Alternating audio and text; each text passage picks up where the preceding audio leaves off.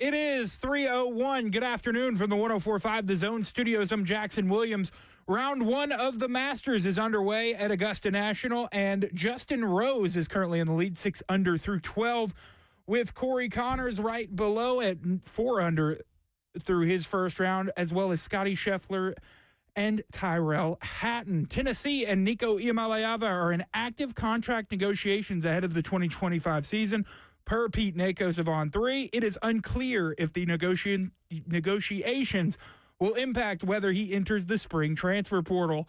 The Nashville Preds are back on the ice after an overtime win on Tuesday as they host Utah Hockey Club at Bridgestone Arena. Puck drop set for 7 p.m. For your foundation repair and waterproofing needs, you need to visit USSTN.com. Breaking news at once on your home for the Titans and Vols. This is 104.5 The Zone.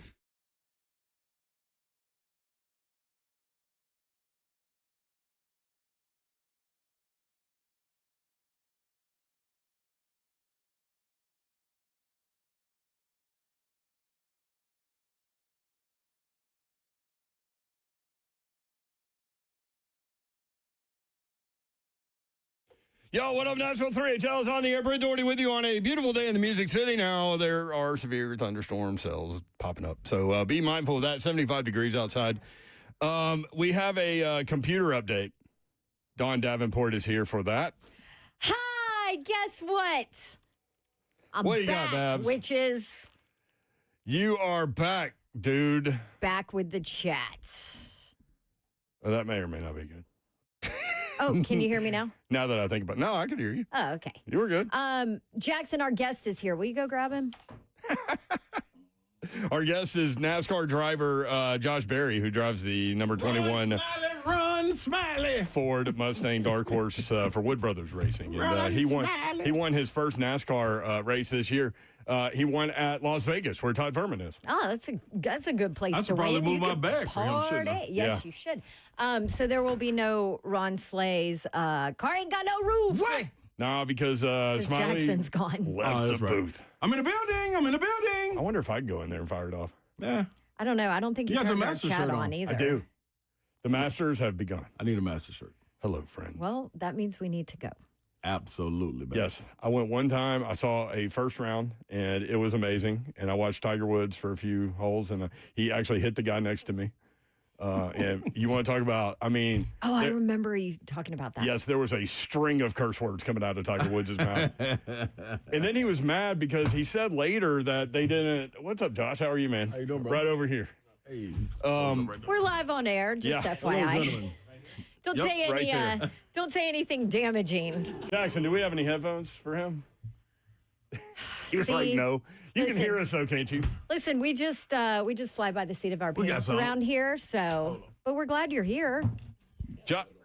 Hang on, he's gonna have to turn your mic on now. Yeah, hold on. We were talking about. I was yeah, hit it. 3. There you are. They're here. What's up? Look at you, man. Radio professional. I got this I figured like out. it. I like it. Well, come on in. I know we're technically not scheduled to start with you for about 15 minutes. You're early. Yeah, you know, because NASCAR he drove driver. really fast That's right. to get here. That's what That's happened. right. Yeah, so that's okay. So what's happening, man? How are you? Good. Had a fun day. We had a busy day. We're obviously we're here doing some midweek promotion for the upcoming Cracker Barrel 400 at Nashville Super Speedway. New sponsor for the night race. I love that. Yeah. Unveiled that today. I've been doing a couple different things. Been at Vanderbilt Children's Hospital for a little bit. It's been that's a fun day. Yeah. So just trying to get people at the Super Speedway to watch us race. That's the main purpose of the day. Do you like that track? Yeah, it's been a good track. It's always fun coming back home and racing. I grew up in Hendersonville. Yep. Been to the Super Speedway several times growing up, watching racing there. So it's always fun to go back. Okay, here's the most important question of the day, though. What's your Cracker Barrel go-to? This morning it was the old timers breakfast. Oh yeah, It it's a good one. Scrambled eggs, bacon, biscuits, and gravy. This It was is good. That's This is- good. See, I'm a fried okra kind of girl. She We loves did fried actually okra. eat there this morning, by the way. Yeah, You that's did. actually true. You're not just making that up No, we because she really asked did. you. Yeah. We really did. And I because was they're going the to say, sponsor. It was God great. It damn, was you're great. good with that sponsorship. Yeah, it was great. Dang, Don. So, I like funny story. our producer of the show is he actually just got married last weekend, so he's on his vacation. He's 23 years old. He's honeymooning. He also works at Cracker Barrel, which is great. When I saw this news today, I thought about him. But you grew up in Hendersonville. Was it always racing for you? Did you know that that's what you wanted to do from the jump? Well, I don't know. I've had an interesting journey to the Cup Series, but definitely fell in love with racing at an early age. My family was fans of the sport. I remember growing up watching racing, NASCAR races on TV, and then ultimately finally talked my dad into getting me a go-kart for my 8th birthday, and we went and ran my first race after that. That was somebody asked me this earlier, and I can't remember the town, but it was Middle Tennessee area. But raced go-karts for a number of years, and then ended up moving on and racing at the Nashville Fairgrounds. Yeah. Primarily on the quarter mile, though, on the infield. I ran a little 4-cylinder car there, and then a legend car. Won a handful of championships. So how old were you when you first started doing that? Probably. It was from when I was probably 13 to 18. Did you understand the history of that track? Yeah, okay. No, for sure. I mean, it was some of my, still most fun memories in racing, even to this day. Right, we would race on the quarter mile, and we'd load our car up, and we'd go up in the stands and watch the the late model cars race, the trucks, and really up into that point, my biggest thing is, man, I really wanted to race a full size stock car of some sort, right? And that was my dream really at that point. And then somehow I was fortunate. I was kind of in the right place. I met Dale Earnhardt Jr. racing online, which is actually a funny story, but it's true. How did you meet him? Wait, what? Yeah. So I read this. How does that work? So it's 100% true. So I took up, really more of a hobby of just like racing online. It was a number of different games now. Now it has become iRacing, which is taken off pretty substantially, especially in the last handful of years. But I raced on there, and Dale, that's a real passionate hobby of his. And I raced with him some on there, became friends with him a little bit. And one time I was talking to him, and he's like, what do you want? What do you race, and where do you race? I showed him I had some cheap old camera that was mounted on the roof of my legend car, and I sent him some onboard videos. I saw them not too long ago, and their quality's terrible on them, but I'm racing. And well, he's a big fairgrounds guy, too. He is, for sure. A big proponent. And, he kind of was like, hey, man, what do you think about coming over here and testing my late model? And I was like, sure. I was like, why not? So I went to North Carolina. You don't say no to Dale Jr. Exactly. Right? No, Dale, I'm kind of busy, man. I'm going to a movie. Yeah. So that's how I felt about it. But anyway, I ultimately went to North Carolina, tested the late model. That went well, ran a handful of races, and then actually ended up moving to North Carolina in 2010 and going to work for them, and was a part of that late model program for about over a decade. So it was a lot of crazy story, but it's just all about opportunity and being in the right place at the right time and making the most of it. Okay, so for fans, what is he like behind the scenes? He's very genuine. I think what you see on TV is really what he is, and that's what makes him so popular. I think, obviously he's got the legacy, but him as a person, there's a reason why he's as popular as he is because he truly is genuine. He loves racing, deeply cares about the sport, wants it to, grow and be successful, but at the same time has a tremendous appreciation for the history of the sport. I think that's where it comes with the Nashville Fairgrounds and wanting to preserve that facility and keep it active is another passion of his. We did an event with him, it's probably 15 years ago, at Wild Horse. And so the way they wanted it to happen was kind of like what you just did, like walk in the middle of the segment. But we had like a ton of people at Wild Horse. And so we're talking, we come back from break. He comes out, we introduce him, and he's sitting there, and I look at him, I'm like, you don't feel comfortable in front of like doing this in front of all these people. He's like, I really don't. And it's been fun to kind of watch him get comfortable with the uncomfortable. And he is great in front of cameras, doing media because of what you just said. I think he just is real. Like what you see is what you get with that guy. No, absolutely. I think even, for me, right, like, the beginning of our friendship, he's still full-time cup racing and everything is obviously incredibly busy. And then, our friendship and everything through my time there, it just only grew and grew and grew and got better. And now, we're he's a very close friend of mine, and one of my biggest advocates, obviously too. So it's cool to see him, and like I said, he does a lot for the sport without a doubt. Did I read Josh Berry, by the way, drives the number 21 Ford Mustang Dark Horse for Wood Brothers Racing, just won in Las Vegas. We'll talk about that. But did I read that, is this correct, that you went to school with Joseph Newgarden? I did. I went to Ellis Middle School in Hendersonville with Joseph. How crazy is that?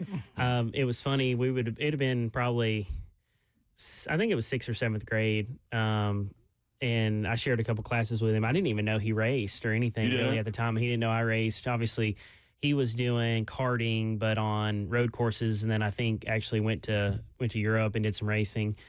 But yeah, we didn't really connect and up until actually probably the first time we really reconnected was actually a couple months ago. We went back to Ellis Middle School and spoke to a bunch of students. It was super cool. They had our pictures on the wall. It was incredibly embarrassing. Yeah, the pictures. Those 6th and 7th grade pictures. Yeah, they're brutal. Brutal. I was just talking about this, man. It was My mom was like, haircut. right before 7th grade pictures, she was like, we're getting your haircut. And by getting your haircut means she was going to do it. Like 2 days before that picture is ridiculous, dude. I know, like if they hung that on a wall anywhere, I'd be like mortified. Yeah, the kids are like, is that you? I'm like, unfortunately it is. Yeah, Joseph's looked more normal. Mine was a little different. But yeah, that was a great time. We spoke to a bunch of students there, had a great time, and kind of got to relive our younger days and catch up. So it was fun. So I know you guys hooked up that day. Drivers in Hendersonville. Right? How crazy is that? We've had Newgarden on a couple times. We too. have. Yeah. Great dude. But outside of getting together at school to do that event, do you guys keep in touch? Like, we haven't a whole lot. Obviously, I think I've seen him more now because at Wood Brothers Racing we have a strong affiliation with Team Penske, and obviously he's a Team Penske driver. So there's obviously events that we would both be at that I'm able to connect with him a little bit more. But yeah, he's a great dude, and obviously been highly successful. So it's been fun to watch. So you get the top 5, and then here comes Vegas. Walk us through the end of that race. What were you feeling as you made the pass and headed across the checker? Yeah, it was it was awesome. Yeah, even Phoenix the week before we qualified 4th, finished 4th, had a great car, really solid day, which was really fun. And that was the Wood Brothers' first top 5 in Phoenix, maybe ever. I think it was. I don't know that we keep seeing all these statistics as we've been running so well. We keep getting all these statistics that are the first things we've done, but had a great weekend there. Yeah, going into Vegas, we qualified well, ran well, had a great car, and actually we had we were up towards the front pretty much the whole day. We had a pit stop where we had a loose wheel, and unfortunately we had to come out of pit road. That sounds terrifying to me. Yeah, the wheel was. You find out the wheel is loose while you're on the track, right? Yeah. It's honestly it's a thing. We've with this next gen car, they've went to a single lug nut, and the pit stops are insanely fast. Man, I mean, people are ripping low 8-second pit stops now, 4 tires and gas. It's incredible. And but yeah, we actually had I come out, something didn't feel right. I asked my crew chief. I was like, hey, are all the wheels tight? He's like, you better come in, because they were looking at it and they weren't sure. So we had to come in, tighten the wheel. But actually, it kind of set up a strategy where we got a little off strategy and then got back to the front.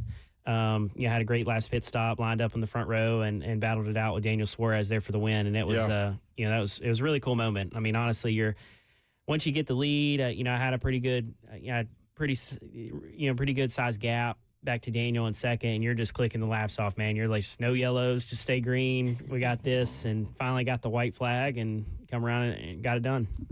I can't even imagine what that feels like, especially the first one at that level. Yeah, no, it's amazing. I mean, it's hard to even put into words, really, because you work your whole life almost for this, right? To get in the Cup Series, but then just like any other professional sports, right? You work your whole life to get to that moment. But once you get there, it is by far the most difficult thing you've ever done, right? Like you think like, oh, now I'm a Cup Series driver. This is great. But Cup Series racing is some of the hardest racing in the world, right? So, it's tough and you have to grind it out. But to, finally win a race, and like we did have, and like I said, with everything we've had going on this year with the Wood Brothers, this is their 75th season in NASCAR. So we've been doing a lot of building up, right? Like, and all that adds expectation, and to go out and deliver a win this early in the season was really cool. Right, and for them to believe in you, right? And then Certainly, for you to deliver. I mean, that's got to be gratifying. I can't imagine what your phone looked like after that. Yeah, I think it wasn't,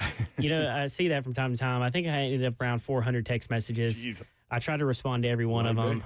Yeah, it took me a couple days, but I tried to respond to every one of them. But yeah, the Wood brothers are great, man. I mean, they're NASCAR, at its core, right? They've been 75 years in this sport.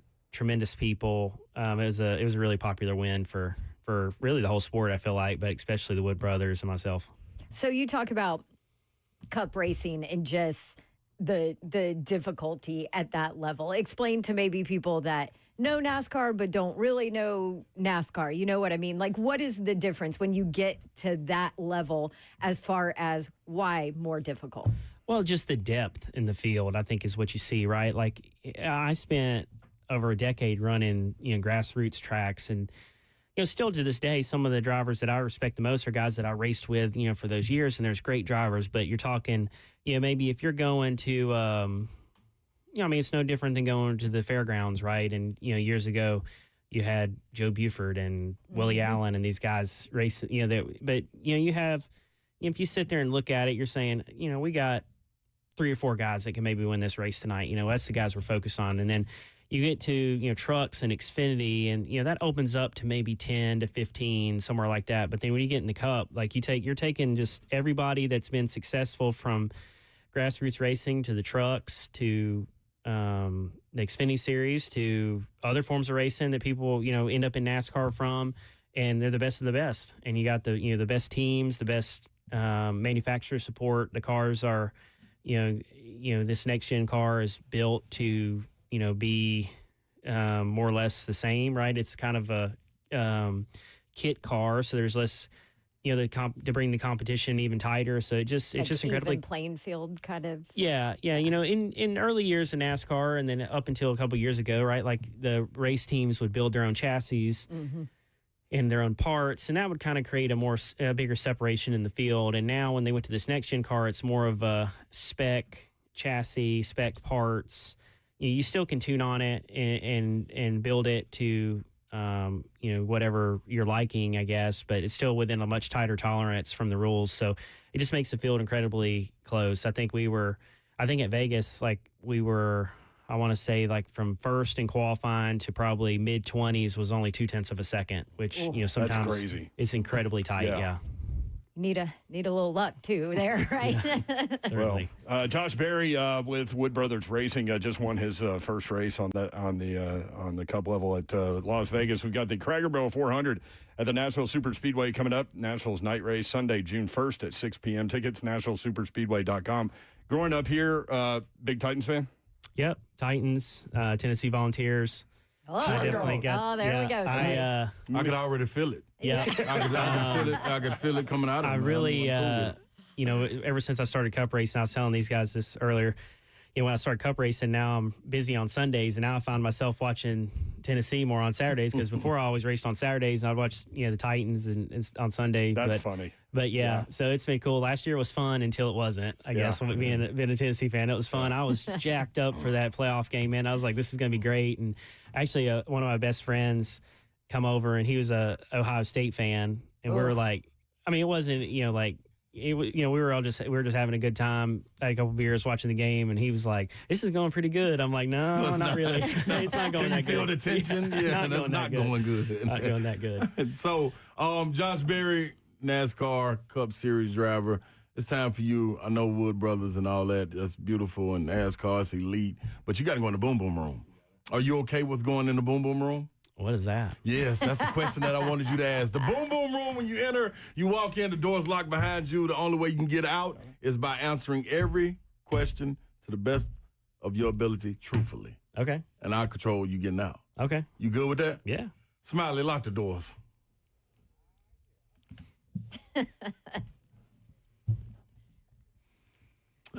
All right. I don't think we've ever had a NASCAR driver in the boom boom room. By the way, that was Frank Caliendo doing Morgan Freeman. Yes. In case you were wondering.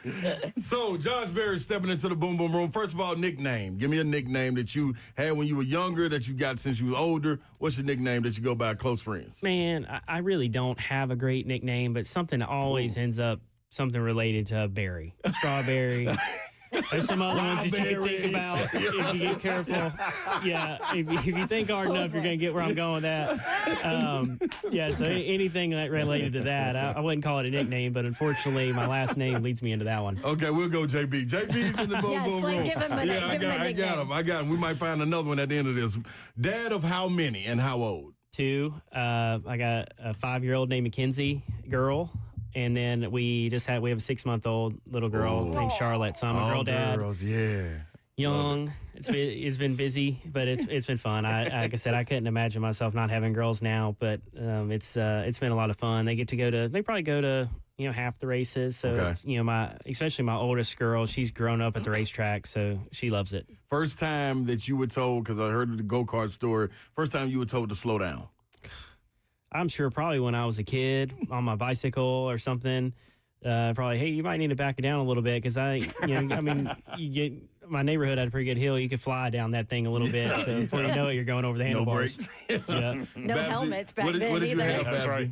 Well, I was just going to ask, are your girls going to race? Are they going to drive? You going to let them? I don't know. They don't. I don't know. You just never know. Yeah. So Mackenzie's at the age where she's just something new every day. She just started. We actually just took her. She's kind of trying out cheerleading, and then she wanted to do that a little bit, and then one day she wants to do soccer, then one day she wants to do gymnastics, so nothing's really stuck This one yet. right here. Yep. Going down that lane right now. Mine turns 5. My little girl turns 5 this summer, so I'm with you. Let me just warn you, dance, no go. Yeah. Do whatever you can to stay away. It's a wild world. It's a wild world. First time you were told to speed up.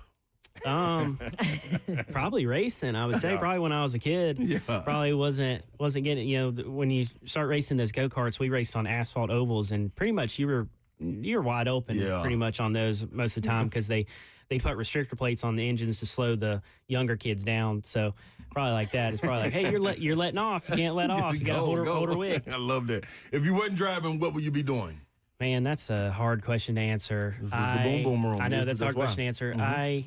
So this is a funny story too, but actually this gets brought up, and it actually got brought up as I'm basically taking the checkered flag or white flag at Vegas. But in high school, I worked for Volunteer State Bank in Hendersonville. I got a job opportunity through my high school class or whatever, one of my business classes or whatever, to go work at a bank as a bank teller. And I was actually worked as a bank teller for about a year and a half there in Hendersonville. So honestly, had a good time doing it, but they were a little disappointed when I quit to move to North Carolina to go racing, but I was good with it. But they were like, we thought you were going to work full time, and this is when you blah blah blah. I said, I'm going racing. See y'all. Another dream. Yeah. They never knew they hired the getaway driver. All right, let me make a choice. Number 1 pick for the Titans. Who you picking?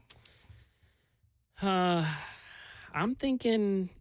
I think Cam Ward. Okay. I'm thinking that's probably what I'm hearing, that they're going leaning that way. I like that. That's a good pick. Right choice. Yeah, I like that. Last one, and I'll let you out of the boom boom room. Your welcome to Cup Series moment, where you think back, you like, yeah, I didn't expect this. Well, honestly, one of the first ones is I got an opportunity. This would have been 2021. I was driving for Spire Motorsports. This was during COVID, and they had a couple.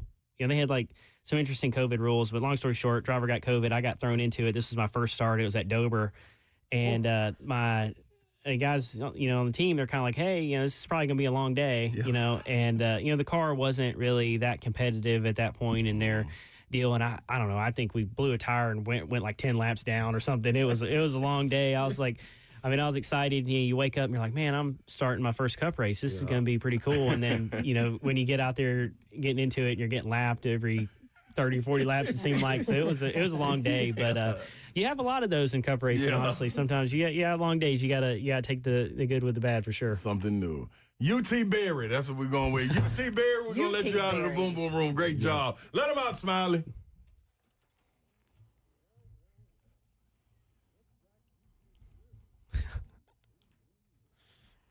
Hoorah! So we always ask drivers, I'm always interested to ask, is it difficult to go race on a weekend and then, go drive around 65 and Not for me. Typically, I'm a pretty patient driver. You don't get frustrated with people going slow in the fast lane and all that stuff? I get frustrated, but jerks, I don't know. It's just one of them things you just get frustrated about, right? Like I don't know.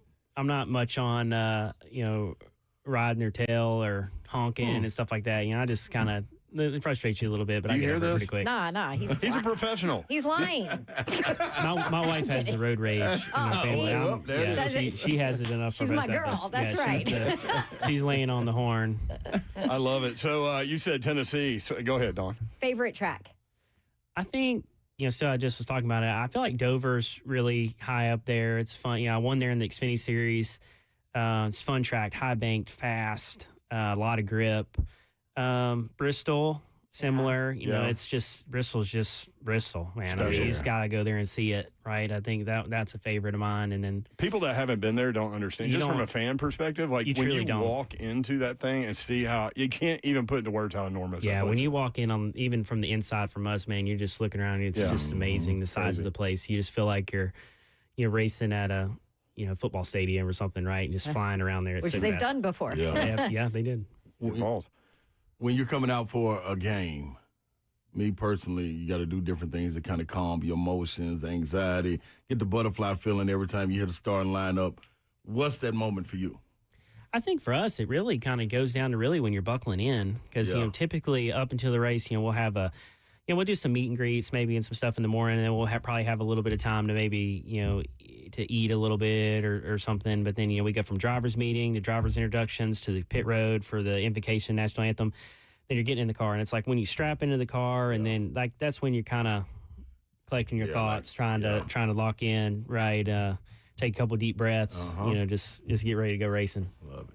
Josh Berry drives the number 21 Ford Mustang Dark Horse for Wood Brothers Racing, the Cracker Barrel 400 at the Nashville Super Speedway coming up June 1st at 6 p.m. night race, NashvilleSuperspeedway.com. I always wonder about weird things.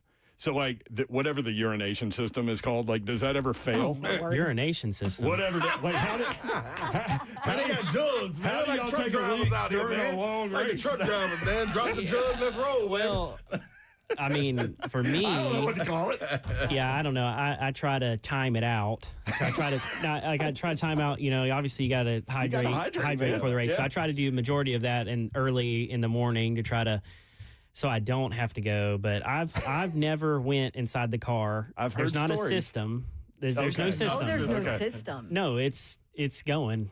Yeah, you're going or not. Yeah, there ain't no. There isn't a potty break. The system, not a potty break. I got no potty break. Depends. But I've never went. But if you got to go that bad, I guess you got to go. It's just how it is. So, unfortunately for me, I have a white fire suit primarily. Yeah. So I'm gonna need like a Gatorade to dump on me or something, so I don't stick out.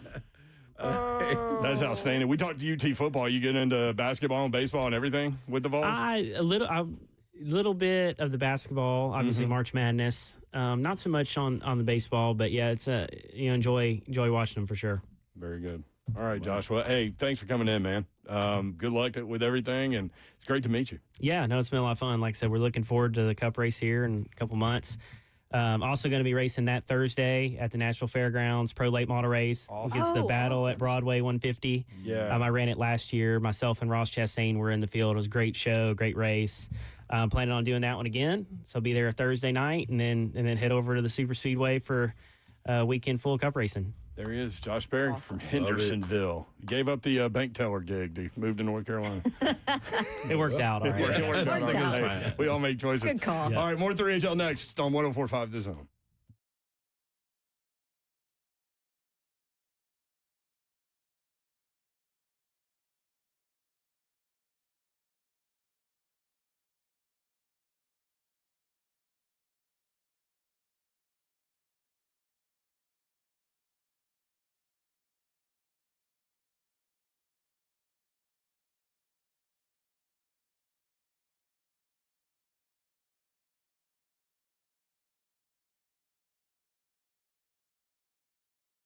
What's happening, good people? If you're speeding around out there, you're not Josh Berry, so slow down. But if you happen to be in an accident, well, guess what? Slow down and think about it. You should have this number on deck, 615-242-9000, and you know how quick your life can change in an instant. You're okay, but your car's not. So you're sitting there, you're thinking to yourself, man, what am I going to do? I got a job, bills, peace of mind, all of this. A car wreck can throw off everything. So that's when you need our good friends over at Bart Durham Injury Law, like my guy, Blair Durham and his team. They've been fighting for folks in Tennessee for years, making sure insurance companies pay up.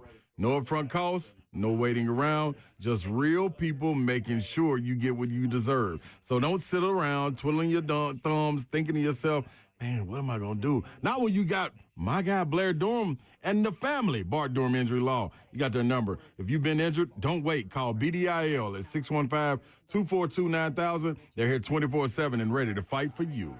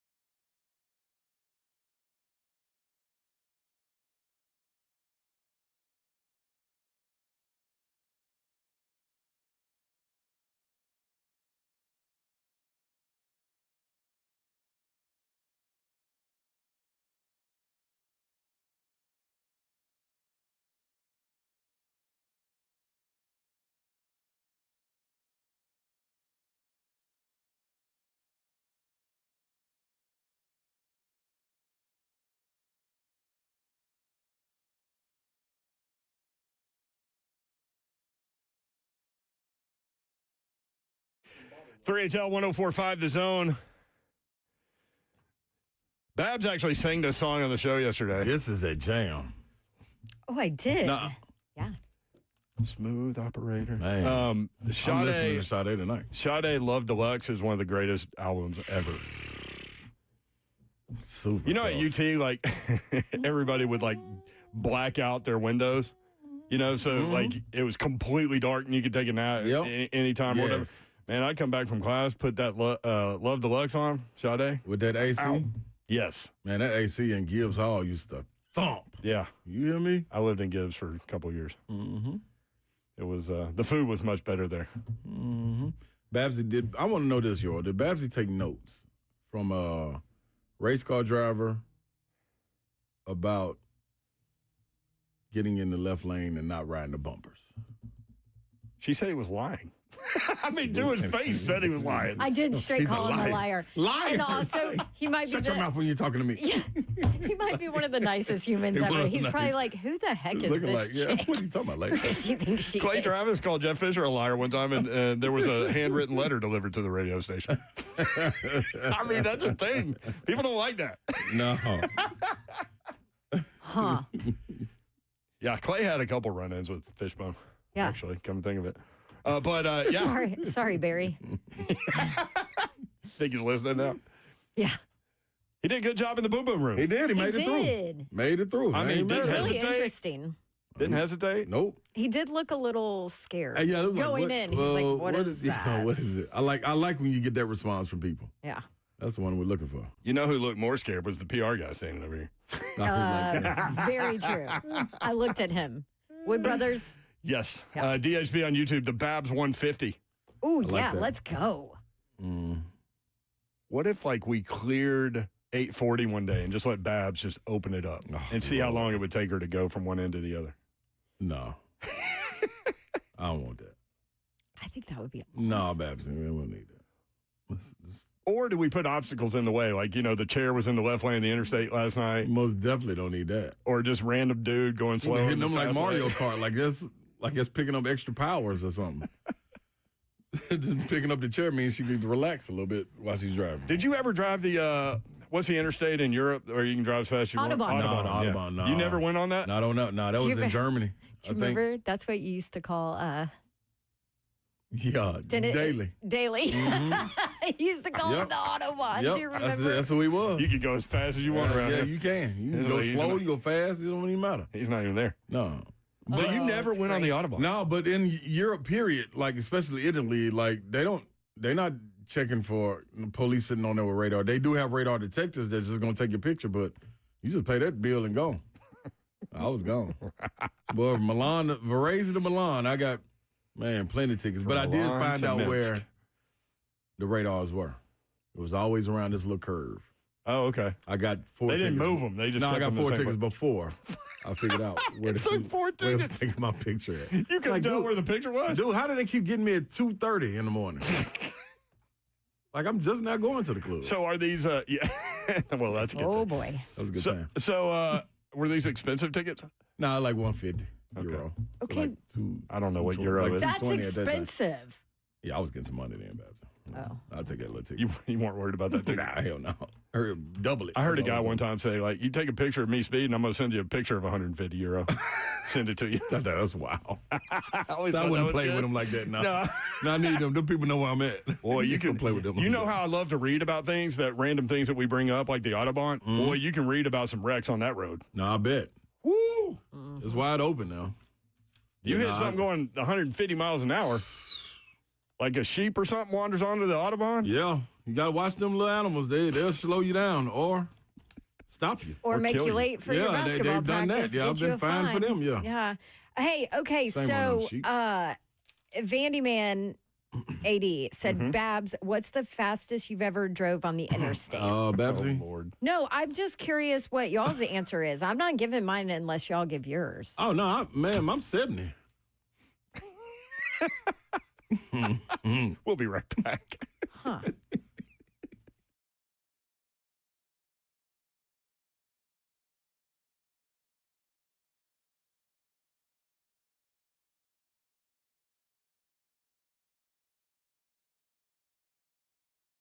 What's happening, y'all? PAI Medical. Dive in, get your hair growing, and get it back. Get it full and thicker up top. That's right. Little sunroof starting to open. You a little frustrated with it? Well, we got something for you. All you got to do is call this number and get a free consultation at 615-376-6010. That is PAI Medical, WeGrowHair.com, 615-376-6010. Now, you got to understand, that's a confidence booster. You never know. You walking past the mirror, you see yourself, maybe you're not as happy as you should be or you want to be. But think about a full head of hair. Yeah, you can get back to doing whatever you want to do. Go get them nice haircuts. Hear all the foolishness in the barbershop. Yes, you can. 615-376-6010. No one else in Tennessee had an artist robotic FUE procedure, and We Grow Hair's high-density hair transplants. They give you 2 times more hair. And fast 45-minute laser and PRP treatments for men and women. I do the laser treatments, get in and out, do some work, and gone. 615-376-6010 this year. Get and look and feel better with WeGrowHair.com. Get you a free consultation right now. PAI Medical. Want to tell you about Loan Pronto. Interest rates have plummeted, and it's time for you to call Loan Pronto. If you're looking to get cash out of your home equity, refinance out of a high rate, or do a home improvement project, that is what we did, then Loan Pronto can make it happen in a matter of days, help you get cash out of your home. Take advantage of this opportunity. Get tens or even hundreds of thousands out of your home equity. The average homeowner is cutting their monthly bills by $1,000. Inflation and higher costs have put a lot of people in a stressful financial situation. We all know that. But if you own a home, there is a way out, and Loan Pronto has multiple options that can help you get the financial freedom you deserve. Most homeowners get their cash in less than 2 weeks, and most of them don't even need an appraisal. We did not need an appraisal in our area. All starts by getting in contact with the experts, Loan Pronto. Call them at 615-499-5780. Hit them up at loanpronto.com. You can start the entire process at loanpronto.com, 499-5780. Loan Pronto, Equal Housing Lender, NMLS 1661781. Subject to lender approval, NMLSconsumeraccess.org.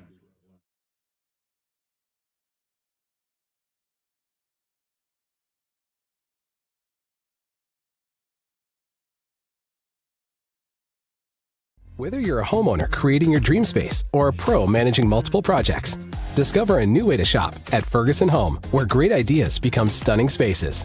Ferguson Home is designed for the way you want to shop. Explore the best selection of bath, kitchen, and lighting products online, or experience items firsthand in one of our showrooms. Our experts offer personalized support every step of the way. Bring your vision to Ferguson Home, where it all comes together. Shop top brands like Visual Comfort, or find your local showroom at fergusonhome.com.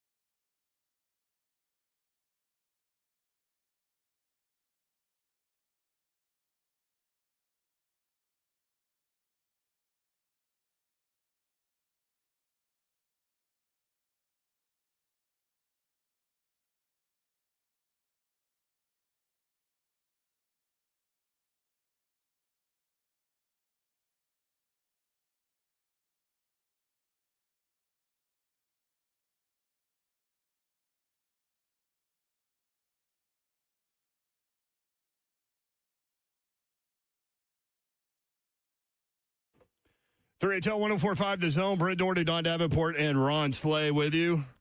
To your question, what's the fastest y'all have ever driven on the interstate? Slay said 70. Yeah, I'm cruising, man. Trying to get where I'm trying to get to. Babs called him a liar with her eyes. So that's two different people in the room she's called a liar today.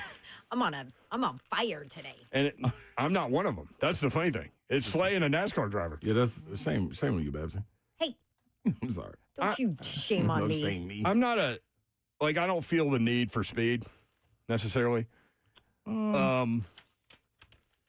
I'm not like I'm not like push it up over 100 or whatever. I'm not that guy. But I will go like safely over the speed limit okay. to where I think I won't get pulled over. I'll go with the flow of traffic. That's definitely true. Yeah. And that may be like if you go 24 to Clarksville and there's not a wreck that's killed everything. Yeah, you rolling. That's the you want to talk about the Autobahn. Yeah. The pace of traffic going to Clarksville is like 90. The police have to pick up the litter. Yeah. But I mean, you're going to have to, it'll be one of those deals where they just got to stand there and pull everybody over. Yep. You're absolutely right about that. I've told the story. We were going to the MC Hammer concert back when I was in high school. Please, Hammer. And come to find, this is so funny. The places that we've been together before we knew each other. But Slay was at that concert. But my friend Billy McCurdy was driving 100-something in his mom's Toyota Corolla, which those things aren't built for that. Right. That thing was shaking. Yeah, I was going to say probably shaking. But we missed the exit, end up in Murfreesboro. So then we had to ask in Murfreesboro where Starwood is. So we had to go back. Right. But that's me. What about you, Babs? That was your question. Yeah. Huh. You brought it up. Yeah, don't give us a moment of silence now. I was just waiting to see what you guys said. But now I don't feel comfortable sharing. Why? Because mine's way higher. Such as? See, now you drive to Atlanta, so there's a stretch from Chattanooga to Atlanta. That's a different roll. That's another roll it up thing. Okay. Well, yeah.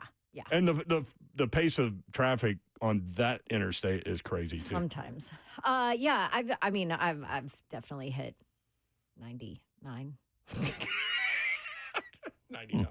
Please do not. Just couldn't get 1 more mile per hour, could you? To round it off. Couldn't push it up. So when my truck was getting fixed, let me tell you this. When my truck was getting fixed, I had the rental car. It was an Audi, I guess, SUV or whatever.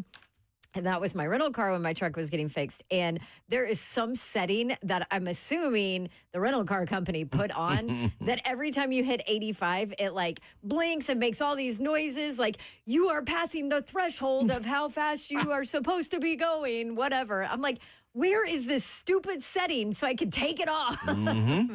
But yeah, so anytime I hit like 84, it was like beep, beep, beep, beep. I'm like, who sets this on the car?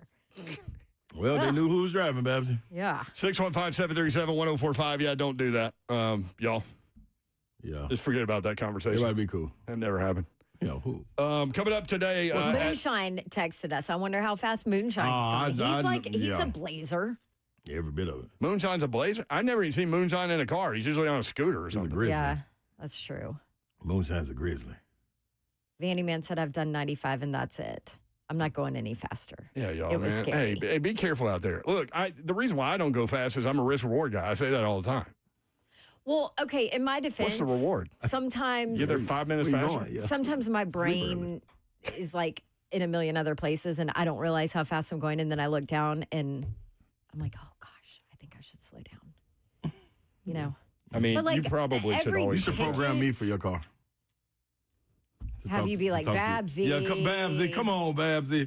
Like when it hits a certain speed. Hey, come Babsy, lady. What you doing? Lady. What you doing, lady? That's when I know you're like, stop being ridiculous. Lady. When she hits like 85, Slay's voice comes on in her car. Lady, back it down.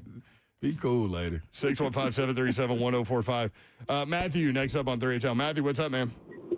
Good afternoon, my friends. I'm glad you're having a wonderful day. We are, man. I have the perfect remote for the conversation we're having.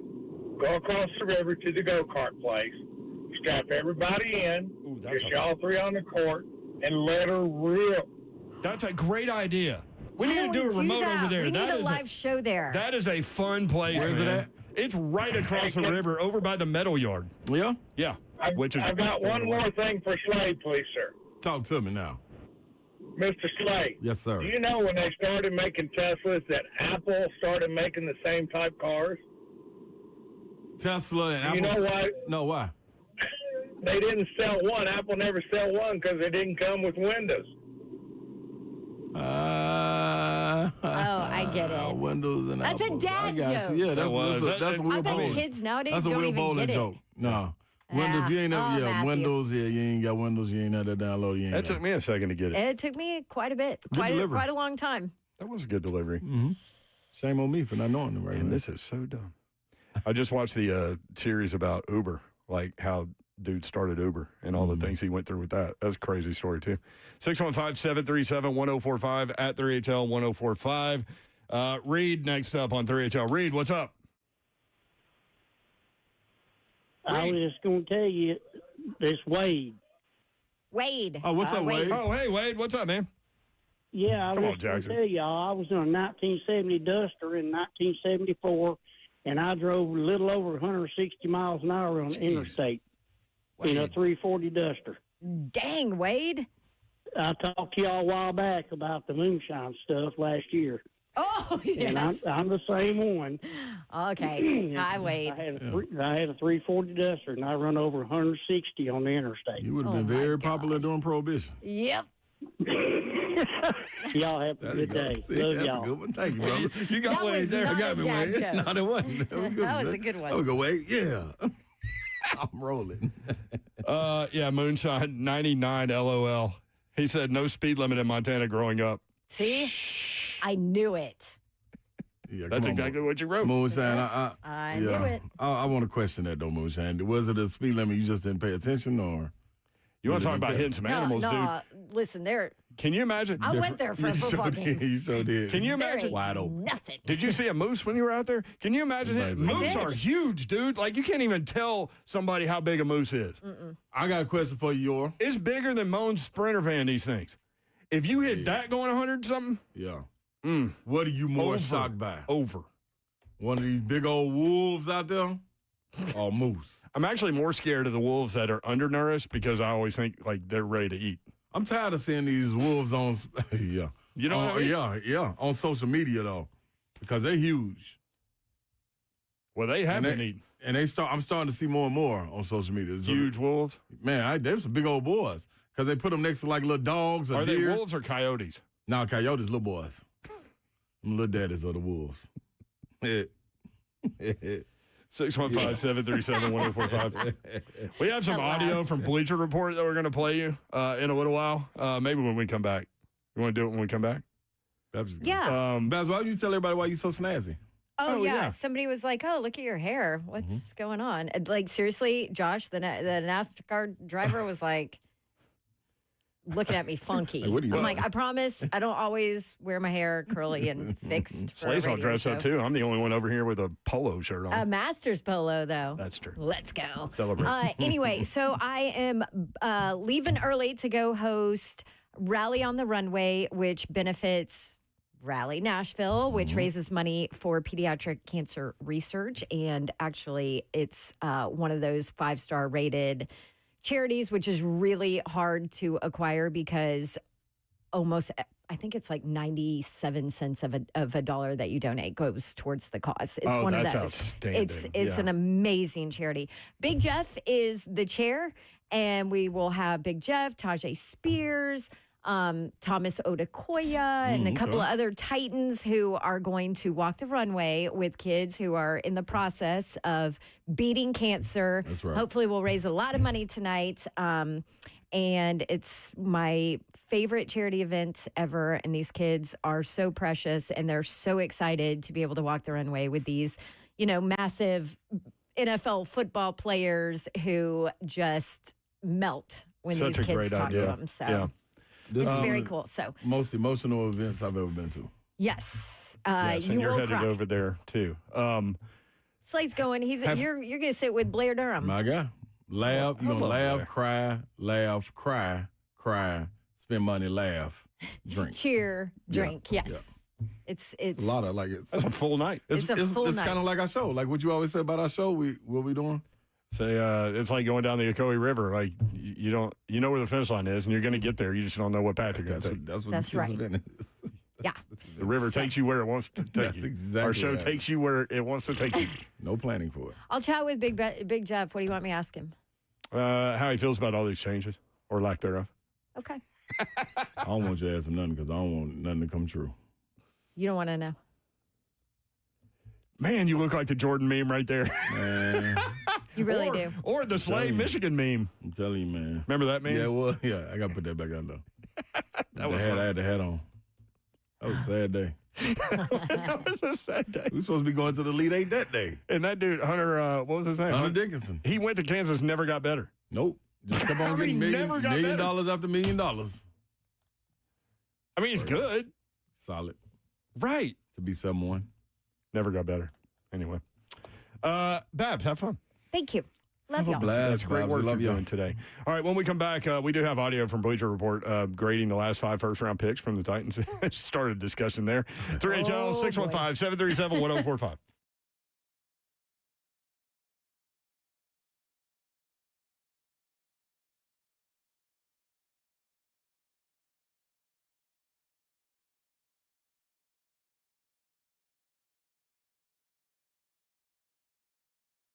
All right, now, this is the opportunity. Yep, if you've been in a car accident with one of those big old rigs, probably leaving an event or some of this construction taking place around out here, them big trucks, man, they think they can get away with anything. Well, no, just because they're 80,000 pounds and they collide with a little bit of old car, that's not a fair fight. So what else is not a fair fight? You versus the insurance companies. Yeah, you're fine. You're okay. But you need somebody to get out there and fight for you. You can't do it. You better believe trucking companies have teams of lawyers working to pay you as little as possible. This is when our team comes in as Bart Durham Injury Law. That's when they start knocking on the door. And Blair Durham and his crew, they'll do all the work. They know how to take on trucking companies and fight for the compensation you deserve. They've been standing up for people in our community for decades, making sure big corporations don't get away with cutting corners. Because they'll sure try to slide one in on you. Put some little small print on there. You can't get it done. If you or someone you love has been in a big truck accident, don't go at it alone. Call 615-242-9000 today. 615-242-9000. That's Bart Durham Injury Law. Protecting the injured, fighting for what's right because you deserve to be paid. All right, you guys know we love our local sports here around Middle Tennessee. Well, the local team, Legacy Group at UBS Financial Services in Franklin, has always been huge supporter of women and girls in sports, and they wanted to use some of their time today to give a shout out to some of those teams, and there's some great girls softball action tonight and Monday. The highly rated girls Page High School softball team takes on Brentwood High School tonight at 5 o'clock. And then Brentwood High School is at home again Monday against Tullahoma at 5:30. Love the support of our girls and women in sports here at the local level. And all of this brought to you by the Legacy Group at UBS Financial Services in Franklin, Tennessee. If you have $1 million or more to invest and you want to invest with a local team, call financial advisors Jim Candela, Brent Thompson, or David Reynolds at 615-721-4921. See if they can help you achieve your financial goals. For their client relationship summary disclosures, visit ubs.com/relationship summary. UBS Financial Services Incorporated, member FINRA/SIPC.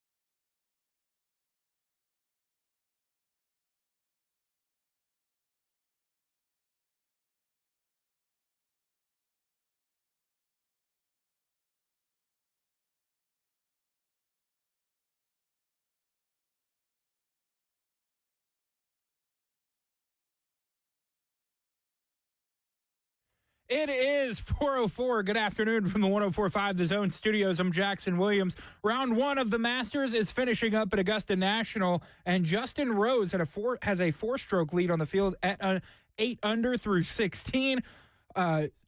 Corey Connors and Scotty Scheffler tied for second at 4 under through 1. Tennessee football announced yesterday a home-and-home with the Georgia Yellow Jackets for 2026 and 2027. This series replaces Tennessee series with Nebraska that the Cornhuskers canceled earlier this year. The Nashville Preds back on the ice after an overtime win on Tuesday as they host Utah Hockey Club at Bridgestone Arena. Puck drop set for 7 p.m. For all your foundation repair and waterproofing needs, you need to visit USSTN.com. Breaking news at once on your home for the Titans and Vols. This is 104.5 The Zone.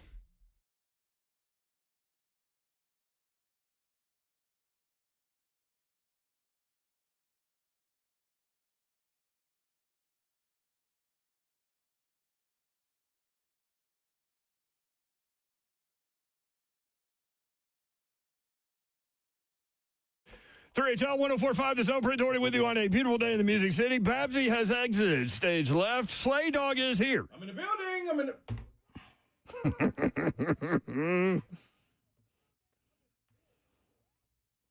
It's not a win for you, Smiley, if you don't cut my mic on. I left your mic off on purpose. Yeah. Either boy, him and Zeph, they got the same little thing. There's always something else on the end of it. They're very similar people. Mm-hmm. They're like schoolgirls, these two. Oh, no, we're not. Together, y'all may be. Y'all bicker with one another? Yeah, and like Zeph won't tell us something, and then you'll run in here immediately and tell us. Oh, because he does that to me all the time. Y'all just see the one-sided way. Y'all probably think I'm mean to him, but it's both ways. Probably are. No, I could see Zeph going at him. I can. 615-737-1045 if you want it. Spider Monkey. Yeah. Duck on Quack, which is a great name. On YouTube, Jackson's killing these intros. LOL. He is going to work, huh? Good job. I cannot get the golfers' names down to save my life. I don't think that's what he's talking about. Yeah. Oh, is that what he's talking about? Oh, 100%. I thought you were saying you were doing a great job. No, we weren't even listening to you because Slay has a really cool opportunity that's coming up maybe that we can't talk about. No. I think you can. Oh, you can? Yeah. Go ahead. You got an announcement. Ladies and gentlemen, I got an announcement. Look at Jackson. He's rushing. What the hell? Do it again. Yeah, what was that? Somebody choked the guy out trying to blow the horn, didn't I think the debutante just entered the room. Man, this Saturday, I got the opportunity, ladies and gentlemen, boys and girls, from 6 to 9 a.m. So it means you got to get up early to catch it on the SEC Network with Marty and McGee. Hey! But with Marty Smith. Yeah, not McGee. Yeah. You're filling in for McGee. Yeah, I'm filling in for McGee. So from 6 to 9 with Marty Smith. He'll be in Augusta. I won't be in Augusta. I'll be on Zoom. Immediately, I thought, are they flying you to Augusta? No, got that Coach Smith down there. I ought to call Coach Smith and tell him, hey, man, let me use the jet. It's incredible. And man, he sent the picture of him driving in. You walk on that course, and it's funny, like, I went with a buddy of mine that had been a bunch. Yeah. So it was me and this guy, Brian DeLauder, that I've mentioned on the show. Like, everybody's got a cartoon character friend in their life, and he's that for sure, times 100. And anyway, he was like, we walked in at the beginning of the day. He was like, everybody was going to one, going that way to watch the golfers start. And one's right there when you walk in. So we watched a couple of guys tee off. Then we went to 18. So we went the back way around the course. Mm-hmm. And it's like, you don't, like, I'm not the guy that watches the PGA Tour every weekend and knows all of the golfers and what they do well and what they don't and all these things. But I keep up with it enough to understand, and maybe more so than I thought. So you're walking these holes, and it's like you just remember these big shots in these events, and it's like it feels like you're in a movie scene. Right. Like I mentioned, when you go to Wrigley Field for the first time, same thing. Yeah. Fenway Park, same thing. But Augusta is just incredible. So if anybody gets a chance to do it, you never say no to that. Wish I could go. Me too. But so you'll be chiming in with Marty Smith. Yeah, from the whole show. That dude fits in so well with like what we do. Yes. Number one, you're going to have a ball and you know it. Number 2, y'all have tremendous chemistry together. So that's going to be good. So Saturday, 6 to 9 on the SEC Network. Yes. AM. Absolutely. Good to go. Yeah. So I've got 2 TVs in the living room. So I have one on you and one on the Masters. Yeah, there you go, Yor. Somebody send me to the Masters. Oh, look at that. Yeah. I mean, might as well. I mean, shoot your shot. We here. Shoot your shot. What else I got to do? Somebody send me to the Masters. Anybody too. 615-737-1045 if you want in. Florida Man is up next. Florida Man, what's up? What's up, guys? Hope you guys are having a great day. Yes, sir. Just wanted to remind everybody in Middle Tennessee why it's great to be a Florida Gator. There's nothing better than being a Florida man and a Florida grad in Middle Tennessee, to remind everyone. But on that, I would like to talk about Mr. Slay and how awesome it was to hear him and watch him analyze games. And his days are numbered on the radio with you guys because I think he's got a huge future in it. So, man, I enjoyed it so much. It was so great to listen to. I appreciate that, man. I mean, that's mad respect. Thank you. That people keep trying to push you and Ramon out the door. Yeah, like this is what you got to understand, man. All we looking for is a little flexibility. That's all. That's all. Oh, why I got to go somewhere? Why I can't be here? And you've said this before. The ability to do this in your hometown, dude, means everything to you. This is just like it does to me. Yeah, this is like Savage getting to go do the Vol Network. Yeah. Like this is some opportunities you just don't pass, and they, you know what I mean? Like I'll be here. As you said, you're a Tennessee mutt, so like North Side. Yeah, and you got to also out think east. How long is basketball season? You went to like multiple middle schools. Like you literally know everybody in town. I've been living on all sides. That's what I'm trying to tell you. I'm telling you, man. I am. Listen, I carry it. When I first walked around San Antonio, went down to the Riverwalk, I said out loud, you can tell the way I walk, I ain't from around here. From Nashville, Tennessee, Jack. Just like that. People looking at me crazy, too. Jim Freegan said, if you go to Augusta, get a pimento cheese sandwich. I've said this before. There are many things that I don't like that when I tell you I don't like them, you're like, how are you from the South?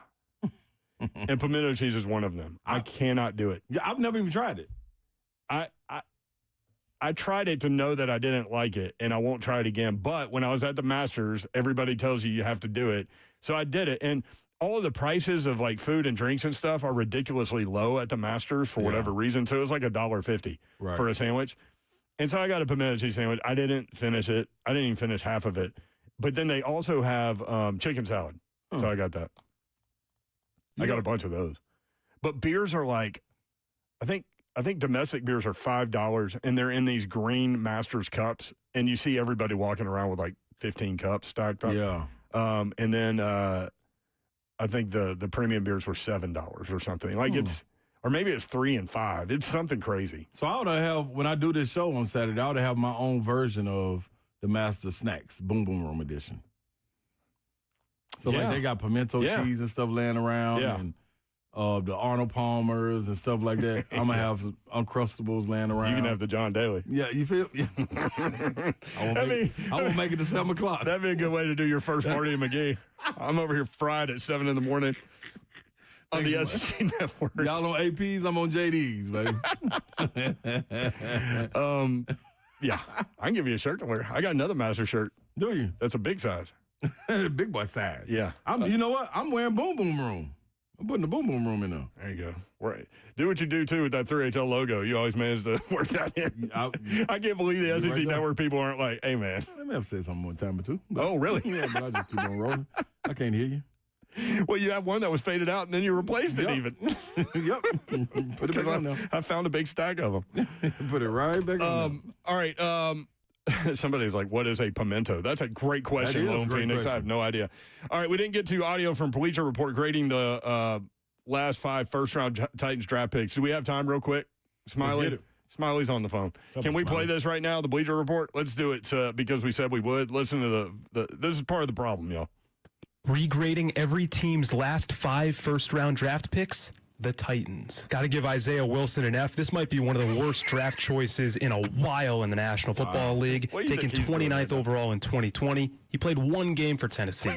1 game. Got to give Caleb Farley an F as well, taken 22nd overall in 2021. He was considered a steal at the time he was drafted. He ended up being anything but, only appearing in 12 games across 2 seasons for Tennessee, missing the entire 2023 season before being cut prior to 2024. And rounding out a pathetic string of picks for Tennessee, Traylon Burks. I'll give him an F as well. Taken 18th overall in 2022. In 3 seasons with the Titans, he's done just about nothing. He hasn't even cracked 700 total yards, and he's only scored once. I'll give Peter Skoronski a B-. Finally, not an F for Tennessee. Taken 10th overall in 2023. Skoronski has been solid in 2 seasons thus far for Tennessee. And I'll give J.C. Latham a C+. Taken 7th overall this past year. He did start all 17 games for Tennessee. Sometimes that's all you can ask from a lineman in his rookie year. Wow. Look what the bar is set. Yeah. Just finish. I'm good with J.C. Latham. Yeah. I think he's going to be a B, especially on the right side. After talking to the offensive line experts at the Super Bowl that we talked to. I'm giving him a flat B. Yeah. But those first 3? Yes. I mean, that's stunning them. Yep. You can't go 3 first-round picks in a row. Yep. You can't. No way. Like 3 of them. Decimate your roster. Like those are the guys, those supposed to be the pillars of your foundation. Speaking of the NFL draft, Greg Cosell from NFL Films will join us when we come back, and we're going to talk about, somebody asked us to get on Restrepo. We'll ask him about Restrepo. Dante Thornton, some of the 30 physic guys like Kyle Williams, Oladejo, Jackson, the offensive tackle and guard from Ohio State, TJ Sanders from South Carolina. We'll do that next. 3HL 104.5 The Zone.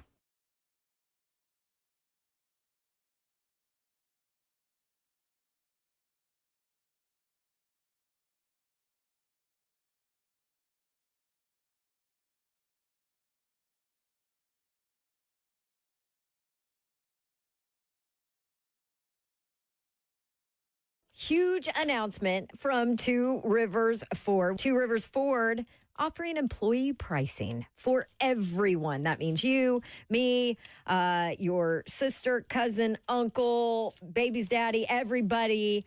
Two Rivers Ford employee pricing for all of you. That means that you pay what they pay on almost every new Ford on the lot. And at Two Rivers Ford, what you see is always what you get. They don't do things like add in expensive accessories or tack on service packages to increase the price of their vehicles. Two Rivers Ford is upfront and honest every single time. And now they are offering you employee pricing. No better time to buy American, and there's no better dealership than Two Rivers Ford. Locally owned and operated for over 40 years, home of the non-commissioned sales team, and now home of employee pricing for absolutely everybody. From America, for America, Two Rivers Ford, the South's most trusted Ford dealer.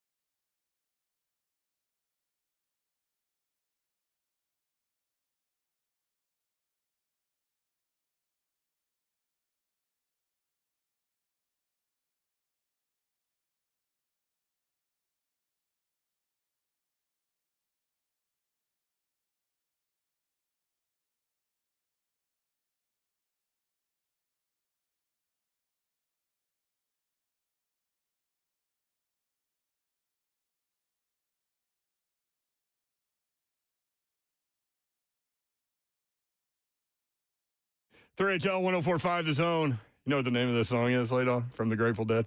No. Shakedown Street. That's the name of it? Yeah. Usually when you say you got to shake it down, do you think that's my this is what that's about? Oh, well, that's the street I'm on. I'm a professional one of those. 6157. Some people say I got to go see a man about a dog. Yeah. I got to go shake it down. Yeah. When you first said that, I remember Dawn looking at you like, what are you talking about? Yeah. 615-737-1045, always a number at 3HL 1045. Masters, Justin Rose, man, having a killer first round, -8 through 17. He is 8 under par through. He's on hole 18 right now. What did you just say to me, though? It's tough to go wire to wire. Corey Connors, Scotty Scheffler, Rory McIlroy, all at 4 under par, tied for second, 4 strokes back. We'll keep you updated. 615-737-1045. Greg Cosell from NFL Films joins us as he does every Thursday at 4:20-ish. Greg, what's up? How are you? Greg. Brent, Clay, what's happening? What's happening, brother? You ever had the chance to go to the Masters, Greg? No, you know what? It's obviously, one of those transcendent events, but I'm not really a golf guy. Mm-hmm. Meaning you don't play or watch or both? I would say both would be the answer to that. How many hours a day, like when you're in full go mode, analyzing prospects and film, how many hours a day do you spend doing that? Well, that depends on time of year. I mean, I've probably worked 7 days a week since mid-August. So during the NFL season, I probably don't get home till 8 or 9 o'clock at night. But I'm in really early. I'm in on days that I don't go to the gym in the morning. And when I go to the gym in the morning, they open at 5 a.m. I'm there at 5 a.m. and I'm still in the office by 6:45. On the days I don't go to the gym in the morning, I'm in the office by 5:20, 5:25. It's well noted by some of our guests that I text really early. And the reason why I do that is I just wake up and start working, and I don't really think about what time it is. And we've got a guy named Todd Furman who comes on from Vegas, and I texted him like 8 in the morning. It was 6 out there. But I've had a tendency to text you really early too, but I get the advantage of you're an hour ahead of me. So, right. No, well, I'm, like I said, plus I know you're working. In the off season, it's not really an off season for me till after the draft. So, I don't really think about it very much. I just kind of do it. So, all the teams have their top 30 visits and the names are leaked and all these things. So like we kind of have a grasp on what's going on with regard to the Titans. So we're going to spend some time on some of those guys today, if you don't care. No, that's fine. And I would bet most teams pretty much have their draft board set by this point anyway. Mm-hmm. Yeah. So someone was asking us yesterday about, we had Coach Mack on, and it was right up against a break, so we didn't get a chance to ask him. So we'll ask you about Restrepo, the wide receiver from Miami. What do you think about him? Yeah, his tape's actually pretty good. I mean, I know he did not run well at all, and I think that scared a lot of people off because I think his time was over 4.8, which is probably prohibitive for a lot of teams. But that's not really his game. In an era where there's a lot of formation variation and where teams line up wide receivers in a lot of different locations within the formation, we see a lot more reduced splits where they're closer to the formation. So even a receiver who's technically the widest receiver in the distribution to one side can only be 5 or 6 yards from the offensive tackle. I thought Restrepo, when he had free access off the ball, he was pretty good. He had natural quickness, his release, his route stem. Obviously, he works short to intermediate. I think he's got some subtlety and nuance to him as a route runner. He's kind of a slot move receiver. It would profile well in an NFL offense given his short area quickness and understanding and feel for route running. You're not drafting him to be a vertical guy who's going to run by people. So the 40 time is probably not a big deal in the way in which he plays and the way in which he would be deployed. He also said that he tweaked his hammy warming up and that he shouldn't have run it. And that's possible. Yeah. So I mean, I guess the question that you would have is, So let's say he ran a 4.69 instead of a 4.82. Is that going to change your opinion of him based on his tape? Right. I would think not. I mean, I watched him last summer. All his past targets from 2023. I did the same thing this year in 2024. So, that's not likely to change what he is or what you think he can be in the NFL. Hey, Cosell, before I ask you about this next guy, do you get into, like, when you're doing your draft analysis, you're going strictly off the film? You're not doing the grades and stuff like that and ranking guys, right? No. Yeah. No, I don't, I don't want to say I don't care, but that's not my world. Right. I'll be the first to admit everything I say is based on film study. Yep. I don't know the players. I don't really get a chance. I don't work for a team, so I'm not bringing them in to chat with them. I'm not talking to them on the phone. I have so many players that I want to watch on tape that I just come in and start grinding away watching tape. And believe me, I've had conversations at times with GMs or coaches where I might say, hey, I like so-and-so on his tape. And a GM might say to me, yeah, but he's a jerk. We're not touching him. So, I don't know that. So I just watch the tape. Yeah, and I just wanted to say, especially when we get around this time of year, for new listeners to, throw that out there to just let people know, like, you're coming strictly off the tape or what you see. So the next, which, I mean, if you talk to people in the league, they'll tell you that's the starting point. Unless the guy is a total jerk and no one wants to touch him at all. But there's not that many of those guys. But I think most people in the league who do this, for a team, and it's their livelihood. They get fired if they don't do it well. Yeah, will tell you that the tape is the starting point. No question.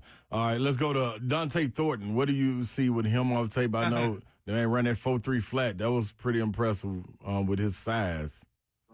Yeah, I mean, he's that was pretty interesting. I mean, that kid, he ran a 4.3 at 6'5", 205. That's crazy. I mean, he's 6'5". Yeah. And 205, and he ran a 4.340. Now, as you guys probably know, because he's Tennessee, he was a top 100 recruit in the country, regardless of position, when he came out of high school in Baltimore. Went to Oregon for a couple of years, and then transferred to Tennessee. So he obviously was not a volume target at Tennessee. Yep.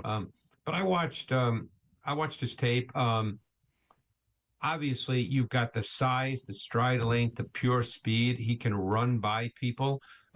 He ran a lot of in-breaking routes, too, where he caught the ball and had run after catch. And this guy can go. His size-speed combination is certainly elite. He's got the explosive vertical dimension. Obviously, that in and of itself will get people excited. So the question is, what can he do beyond that? Can he be more than a low-volume, big play receiver? I think it's in his body to do more than that. I'm not going to suggest he's going to come in the league and catch 85 balls. Right. But again, without knowing the kid, I think that there's more that he can do. He caught the ball really well between the numbers. So I think that there's a place for him in the league. What that is, that will become team and team specific. But I think it's more than just, hey, run a go route. Mm-hmm. Kyle Williams, another guy that keeps popping up locally with people. Got a top 30 visit from Washington State, played with Cam Ward there. What do you think about Kyle Williams' tape? Yeah, I did him pretty early in the process because I know some people out at Washington State. So I did him pretty early on. He was close to 5'11", about 190. He ran a 4.4, which was probably a little faster, I think, than people might have thought. I would think that he's the kind of guy that needs formations, pre-snap movement. You want to get him free access into his routes. You want to give him room to run after the catch. You want to get this guy the ball in space. To me, the big question with him, and to be honest with you, I'm not sure the answer to this question, even after I watched all his targets, and there were a lot of targets. I'm not sure if he can be a true vertical dimension. Obviously, if he can be, that would raise his transition profile significantly. And if you see him that way, then I kind of thought, could he be like a Marvin Mims, with Denver, a guy that can run and get on top of the defense. He's really good with the ball in his hands. At Washington State, they ran a lot of tunnel screens with him, which are part of the NFL game, but that in and of itself does not make for a quality NFL wide receiver. But he's a really interesting guy. I'm just not sure exactly what he is, but but I liked him. I'm just not sure what he is and how he'll be deployed. Anybody so far doing your tape breakdown that we haven't heard about that jumps off the page for you, Cosell? Well, it jumps off the film. Slay, I'm so bad at those questions because I've probably seen 200 guys now. Yeah. So that's a hard question for me to answer. It's just like every day I come in and start grinding away watching guys. So I got one for you then. One person that we haven't talked about since probably, college football season ending, especially on this show, Brew McCoy. What are your thoughts about Brew? Yeah, he was a big-time recruit. He started at USC. He's a big guy, doesn't run great. I think to be cliched, but probably fair is he would have to be one of those kind of possession-type receivers. I don't think that he'll be thought of that highly going into the draft. Yeah. I think probably he would be a later round type pick with the hope that, there's a lot of guys in the league who are fourth, fifth receivers like that. And I think that would have to be his starting point. And then you'd have to see what happens after that. Okay. Greg Cosell with us from NFL Films, breaking down draft prospect tape. Oladejo, the edge rusher from UCLA, he's been mocked to the Titans in the second round a couple of different times. What do you think about him? Yeah, this guy's fascinating, Brent. He 2 years ago, he was essentially a stacked backer. And then this year, they predominantly made him an edge player. This guy looks like Tarzan on tape. I mean, he's 6'3", 259. He's got long arms. He's got a ridiculous wingspan. His athletic testing was really good. He's got a very twitched up, chiseled frame. There's some suddenness and explosiveness to his movement. He lacks experience as an edge pass rusher, but my guess is he'll continue to get better at that. He certainly can be a stacked player as well because he's done that. So there's a movable chess piece element to what he can do in sub defenses. I think he's got some natural power to him. I think he's going to be an ascending player as he gains more experience with coaching and development. I think he could become a really strong edge pass rusher. He's the kind of guy to me that if he had been an edge pass rusher his whole career in college, we might be talking about him as a top 30 type player, as a first round type pick. The size, the frame, the explosiveness, the strong, heavy hands, that's his profile. I really liked his tape a lot. I think there's a lot there. Certainly a position of need for the Tennessee Titans at edge question. Rusher. And they could do a lot worse, in my view, than if he was there in the second round. I could see him as a second-round type player without question. What about Mason Taylor, a tight end out of LSU? Thoughts on him? Yeah, Mason Taylor is he's a really fascinating guy because of the way he was deployed at LSU. He runs pretty well, but they didn't really use him as that much as an intermediate and vertical seam type receiver. Yeah. He ran almost exclusively routes that were working under 10 yards from the line of scrimmage, running a lot of shallow crossers, flat routes, more often than not from behind the line of scrimmage. He ran pivot routes, stick routes. But I think there's a lot more to his game as a receiver. My sense is that what he can become in 2-3 years is a lot more than what he is now. He does have speed to run the vertical seam. I think he can be a 3-level dimension. I think he'd begin his career probably as kind of a tight end 2. The blocking would need to improve. And then you hope with development he can become kind of a tight end 1. But I think he would start as your second tight end. But I think there's a lot to his game as well that didn't show up a lot on tape, but you saw it. And I think it's there. Greg Cosell with us from NFL Films. Another guy, when he transferred from Ole Miss, I thought this was going to be the piece that was going to really put Ohio State over the edge. Quinshon Judkins, what are your thoughts on him coming out of Ohio State? Yeah, I mean, he's a certain kind of runner, and there's nothing wrong with what he is. He's a downhill, decisive, velocity runner. He's got natural power. He's got enough lateral quickness, but that's not really his game. But he's got really good contact balance. He can run through tackles. He can finish runs. He's a grinder. He's a sustainer.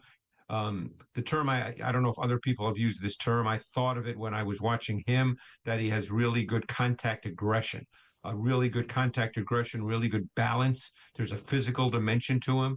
once in a while he could stride out, but he's not really that guy.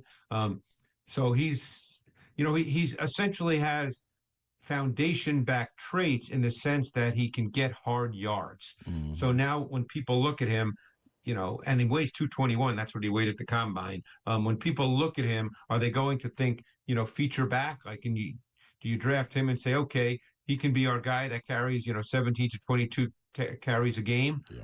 That's the question, because that's what his traits really are. Okay. Greg Cosell with us on 3HL. What about the offensive tackle, offensive guard, Jackson from Ohio State, one of the 30? Yeah. Donovan Jackson, he's one of my favorite guys. I think you could line him up at guard and he'll play there for 10 years.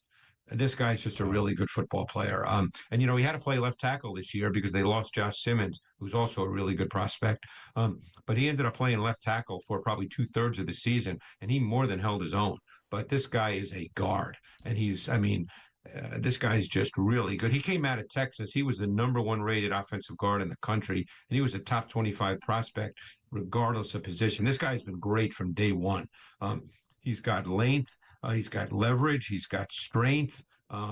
He can generate that kind of strength, and he's got movement power. The difference between strength and power is strength is confined, and power is kind of strength with movement.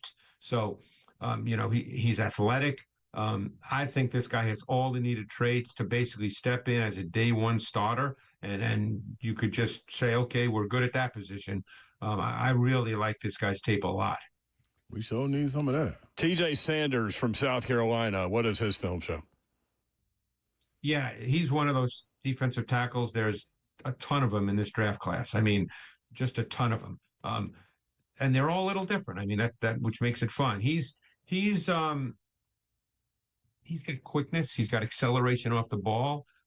He does show some strength and power, but I think that at this point in time, he's probably more seen early on in his career as kind of a sub-front guy who can rush the quarterback. And I think he can develop into more than that. But he was pretty effective as a pass rusher. He had a pretty interesting array of moves. You don't see that very often with college D tackles. He had swipes. He had rips. He was able to attack and defeat half a man, as we say. He played off contact really well. He had quick, violent hands. I think his game as he enters the league is built more on quickness and flexibility and movement than just pure physical power, although he showed that every once in a while, that flash. So it's there in his body. I think it would take a little time, but he's another guy that I think could be an ascending player once he gets to the league. Love it. Thank you, Greg. Great job. 2 weeks from today, the first round. Going down. I know, it's crazy, isn't it? I feel like there's 100 more guys I want to watch, but that ain't going to happen. No, there you go. Thank you, Greg. Appreciate it.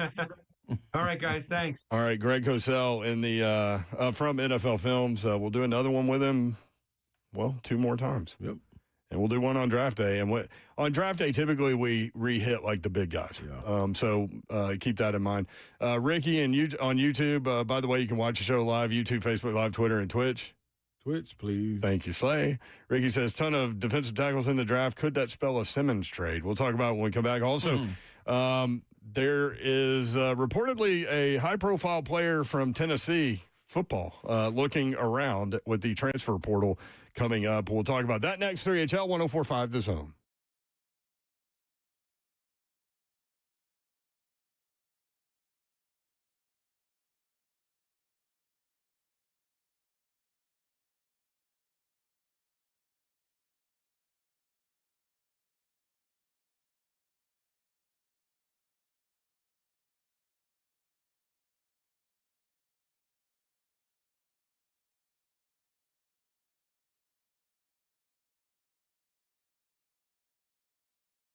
As a customer of Pella Windows and Doors of Nashville, I would love to recommend them to you. Call them today. Check them out at PellaNashville.com or go visit one of their showrooms. Their showrooms are amazing.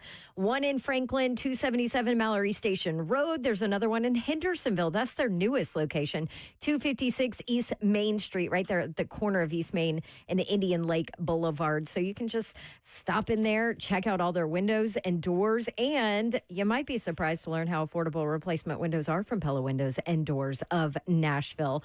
Affordable and, of course, the best quality, made, manufactured right here in the U.S. Lifetime warranties on all their products. And Pella Windows and Doors of Nashville also backs up their labor and installation with a 10-year labor warranty, which is leading in the industry. I always tell you about the Dawn deal. I got the Dawn deal from April, and it is a good one. 55% off qualifying installations and no interest if paid in full within 12 months. So go ahead and schedule your free consultation. Check out that Dawn deal. Just tell them to give you the Dawn deal. PellaNashville.com.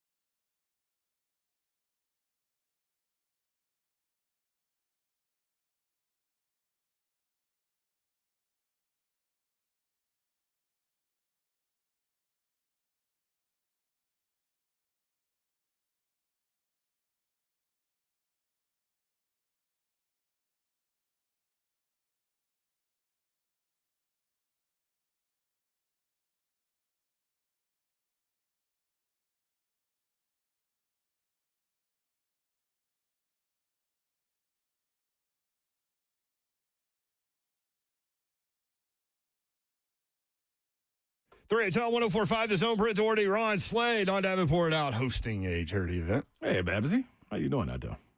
Her hair did look really good today. Yeah, the thing swooped. I was worried about her putting the headphones on. I see it really. It's just like a swan. What does that mean? I don't know. It felt like a swoop is swanish like. I don't know. 3HL powered by Ferguson Home. Discover the Mount Juliet showroom. 401 South Mount Juliet Road, Ferguson Home, where it all comes together, fergusonhome.com. We're going out there to visit with those guys next week and check out the coming to see you, Ferg. Masters. Do you get into the Masters? I am now. Justin Rose. He dropped a stroke on 8. on 18. As soon as I bet, I was going to do that. He dropped a stroke on 18. As soon as I bet. So he is in the clubhouse with a 65 on round one. Corey Connors, Scotty Scheffler in the clubhouse at 60 with a 68. Both those guys 3 strokes out. As is Rory McIlroy, who is still on the course at -4 through 14.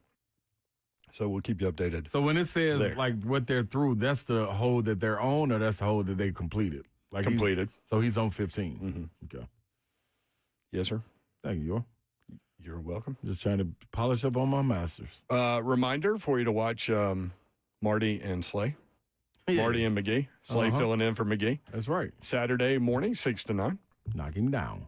Marty is at Augusta. Lucky dog. Man. I saw him today talking about he had the pimento cheese. Gross. He had a tomato, you got apple pie? A tomato pie. Tomato pie? Like a fried tomato pie. I've never in my life heard of that. That's is it fried green tomato pie? Nope. It just said fried tomato pie. And he had a cold beer. Well, you'd have to. And he had like 5 sandwiches. He threw 3 of them to the crowd and kept the pimento cheese. And the tomato thing? Tomato thing. I think a ham or something. I had to go back and look at it. I don't know what he called it. I know he had that cold brew to wash it down with. You might as well. Damn. Might need something a little stronger to eat a tomato pie sandwich or whatever it is. No, it's like a fried apple pie. Fried tomato pie. Fried tomato pie. No, I'm out. Like, why would you, like, what's good about that? So Tennessee fans are freaking out to the point where Zeph, who is on his honeymoon, texts us like, what's going on? Y'all got that too?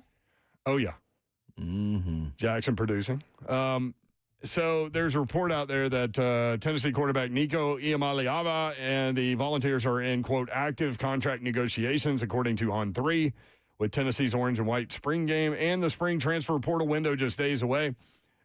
We've been talking about the portal. Coaches hate this second one. They want to unify the portal. They want one portal window, and that's it. But the second portal, I know you can't go SEC to SEC. Right. I don't know about other conferences. Right. But it's April 16th, which is less than a week away, through the 25th. Yep. So hold on. Just be cool. Hold your horses. It's funny. I texted someone that I trust while we were doing the last segment, and then Jackson asked you about it during the break, and you said to him exactly what I was told. All these guys do this. Yeah, why would right before the window. Yeah. Because you want to, even if you have no intentions of leaving, you want to maximize the deal. It's called leverage. Yes. And what they're dealing with now is a business. It is a business, as much as they're staying away from calling it professional athletes and this, that, and the other. Like, why wouldn't, if you were in that position, why wouldn't you test the market? Even if you were going to get 500,000 more or 100,000 more, why wouldn't you? We just saw it with Ricky Gibson, the cornerback. Yes. Remember, everybody was up in arms like, oh, man, for he's leaving. One day. Yeah, and then guess where he was when spring practice started? Players have all the leverage. They got the leverage. Especially Ricky Gibson with Jamal McCoy being down. McCoy going down. Exactly. That's exactly when it happened. Yep. So, like, okay. Oh, well. Remember me, y'all? Yeah, I'm your only starting quarterback now? That's me over here. All them little young guys. Man, he's a player, too. Yes, he is. Yes, he is. He held his own out there. So, yeah, I mean, you're going to continue to see that. You'll see that. Is Nico eligible to lead this year? After 2025 season. Yeah, yes. So you'll see it. You'll see this just conversation like again. You'll see all this again, y'all. You'll see it with Merklinger. You'll see it with eventually with Quarles. Right. Because they have the number one kid coming in the next year. Mm-hmm. So as long as you're recruiting the best, it's going to happen, and they're going to leave. Yeah, it's inevitable. Think about all the quarterbacks that left Georgia, and they still were winning national titles. Right. Because they kept bringing 5-star in after 5-star in. And then they went and found a guy that was there and then left and brought him back. And won national championship. Oh, I meant to ask you, is it Michie Johnson, right? Dude, ain't that wild? You were gone for this story. I wanted to ask you about it. I'm glad I thought about it. For those that don't know, he started at Ohio State, went to South Carolina, went back to Ohio State, and now he's going back to South Carolina. Mm-hmm. Now, listen, so for this one, knowing a little bit about it. Yeah. In this situation, I doubt he would have ever left South Carolina the first time if South Carolina would have been pouring into the NIL. Okay. You know, because with the freedom that he had. Like he loved South Carolina, but it was strictly a money thing. No, it was all money. Yeah. It was Ohio State had the money, went back there. Then, guess what? You can watch South Carolina in all of their sports, their main sports this year, baseball, basketball, football. Watch what happens as far as the recruiting goes. I'm just guessing they're going to pour into NIL. to be able to go get guys. So keep your eyes out for any upcoming things with basketball players with South Carolina. They don't want to be last in the SEC again. No, and then they also showed to the powers that be, they're competing in every single game. They wasn't getting blown out. Like, they took Florida to the brink. They took Alabama to the brink. They took Auburn to the brink. They took all these teams to the brink. They just didn't have enough as far as players to get over the hump. So what do? You go back to the board and, hey, y'all, like, we that close. We need one or two guys, so pour into it. How concerned are you about this Nico story? I'm scale 1 to 10, 2. I was going to say 3. Yeah, I mean. So I'm same really, ballpark. Yeah, really. It depends how we define 2 and 3. Yeah, exactly. Might be the same definition. It could be. Yeah. Watch us on live YouTube, Facebook Live, Twitter, and Twitch. Twitch, please. Thank you, Dewey, Cheatham, and Hal says that tomato pie thing is a new item this year. I'm trying. Listen, I was getting dressed and I put it on there just to watch, and I was like, okay. And he had a half sweet tea, half lemonade. He said, I'm gonna mix my Arnold Palmer right here. Then he had a good and I hate how they pronounced it. Cold beer. Not a good cold beer, but they have a cold beer. That's like a cold drink. That's a Southern thing. Yeah, kind of like a frat boy thing. Man, I got a cold beer right here, man. Give me a cold beer. Yeah, like what? So, that was the other thing. And then I saw the fried tomato pie. That was the last savory tomato pie at the 2025 Masters. I'm telling you. This is the thing. This is from the Augusta Chronicle. I told you. What's in it? Masters Tournament newest menu item has gained a lot of publicity over the past week. While so many are focused on gnomes, there's another buzz at Augusta National Golf Club going on at the concession stand. The savory tomato pie took the social media world by storm on April 1st, so much that some thought it was an April Fool's Day joke. It's a sweet joke. Yeah, joke. You gonna choke? That was not the case. The empanada-style treat was available to patrons visiting for the women's amateur final round, the drive, chip, and putt national finals, and it will continue to be a popular menu item. For starters, it's not your typical tomato sandwich. Think tomato sandwich meets Hot Pocket. Telling you.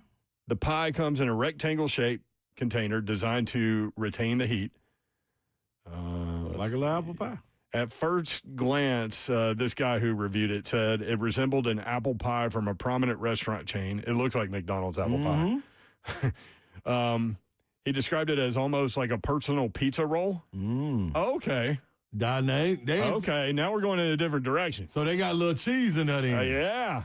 That's what that is. Uh-huh. Oh, now that might be all right. Yeah, cheese makes everything better. Yeah, see, they threw tomato out there, and that's you think you're a comedian. You going to get hit in the head with one. Now, that ain't the type. Pizza roll tomatoes is different.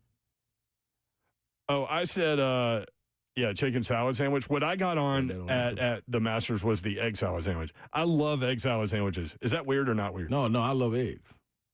Yes, you do. But also with those eggs, being out there at Augusta. Oh, you eat them fast, man. You don't just walk around with them. You know what's going to happen? Oh. Yeah, you're going to crop dust all around Augusta.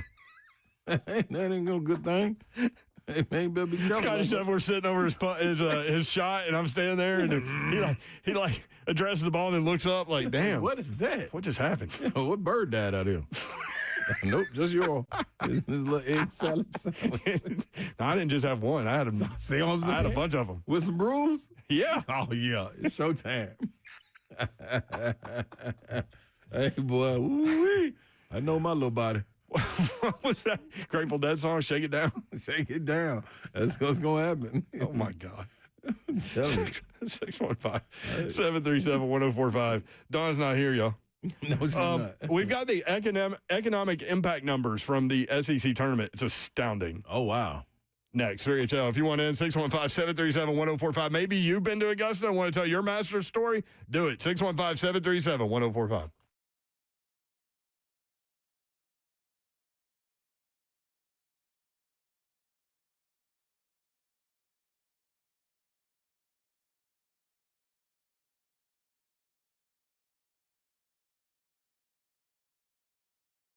I want to tell you about my friends at Brentwood Jewelry. These are your guys, man. For over 50 years, Brentwood Jewelry has been proudly serving the Brentwood community and Middle Tennessee with exceptional style and exceptional deals every day. As a family-owned and operated business spanning more than 3 generations, they are deeply rooted within this community. From Salem's service in the Special Forces to his sons serving as local firefighters, the Imamali family dedicated to giving back. Support local. You need a jeweler in your life anyway. You've got gifting responsibilities throughout the course of the year. Mother's Day is coming up. Graduation's coming up. My guys at Brentwood Jewelry can help you out. BrentwoodJewelry.com is the website. You can see the inventory there. Maybe you're thinking about getting hitched. Is that a romantic way to say that? Brentwood Jewelry is here to help you pop the question. Let them help you take the stress out of selecting the perfect engagement ring. They can help you find a beautiful ring in your ideal budget. Browse their incredible selection of one-of-a-kind rings or talk with their custom design specialists to create a stunning ring as remarkable as your loved one. 7012 Church Street in the heart of Brentwood, just off Franklin Road. Exceptional style, exceptional deals every day for more than 50 years. Visit BrentwoodJewelry.com. Would like to talk to you about Xfinity Internet. We have Xfinity Internet, and it is awesome. Get the speed you need at a great price, up to 5 times faster upload speeds for smoother connections on the largest gig speed network. I can attest. I've got a gamer in my house. I've got a husband who works from home sometimes. I've got a toddler, and we got to watch, all the toddler shows. And then I am always on the internet trying to look up what the Titans are going to do. And Xfinity Internet is the best. Enjoy all your favorite apps all in one place with a Flex 4K streaming box, and Xfinity Internet comes with a variety of speeds to choose from so that you can pay for exactly what you need. Up to 75 megabits per second, all the way up to Gigabit Extra, which is up to 1.2 gigabits per second. All you have to do, go to Xfinity.com/10G, call 1-800-XFINITY, or stop by and visit a store today. Actual speeds vary and are not guaranteed.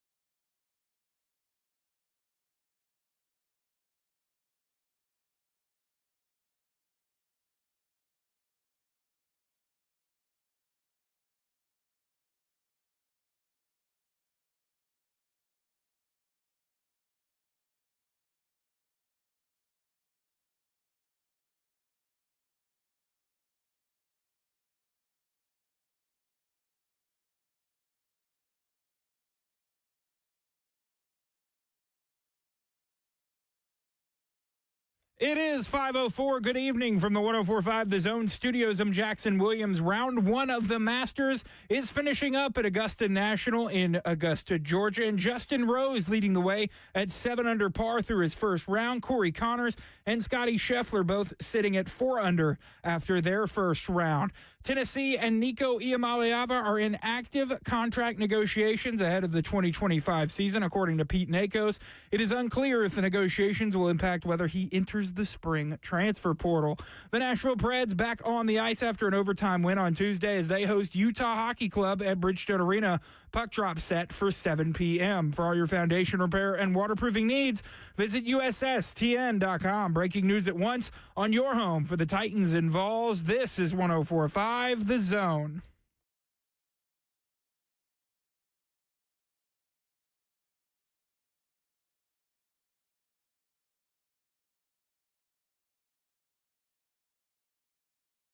HL 104.5 The Zone. By the way, a big line of storms about to roll through downtown Nashville. Just head on a swivel. 60-mile-per-hour winds in this deal, according to Nash Severe WX.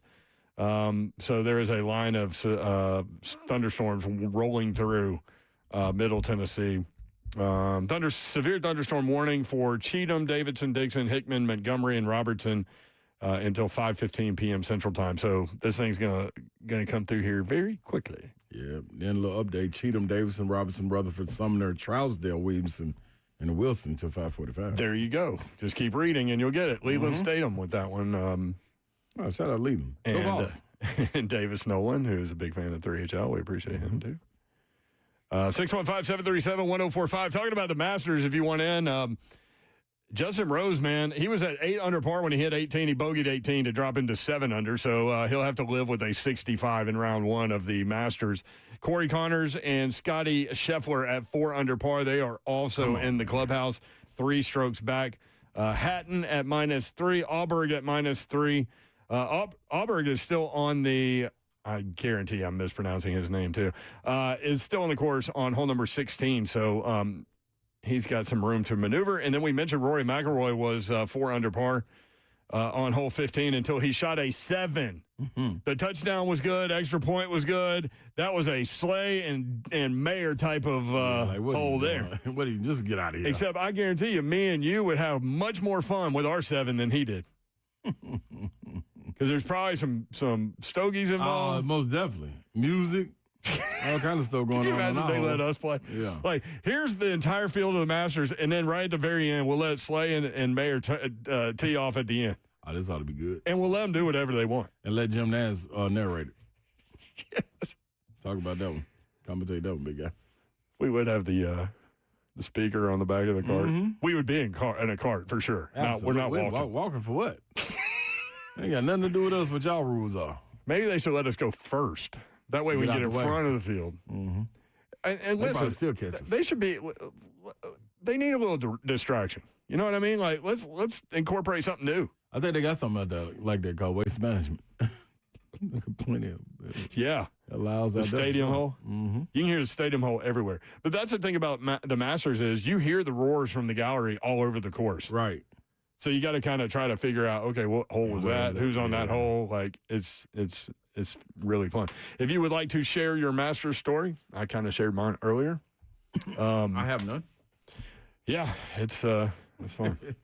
I don't know how I'll ever get back there. That was a special situation. You know who was behind that, actually? Who? Dawn Davenport's husband, Travis Harden. Really? Yep. Come on, Harden. I want to go.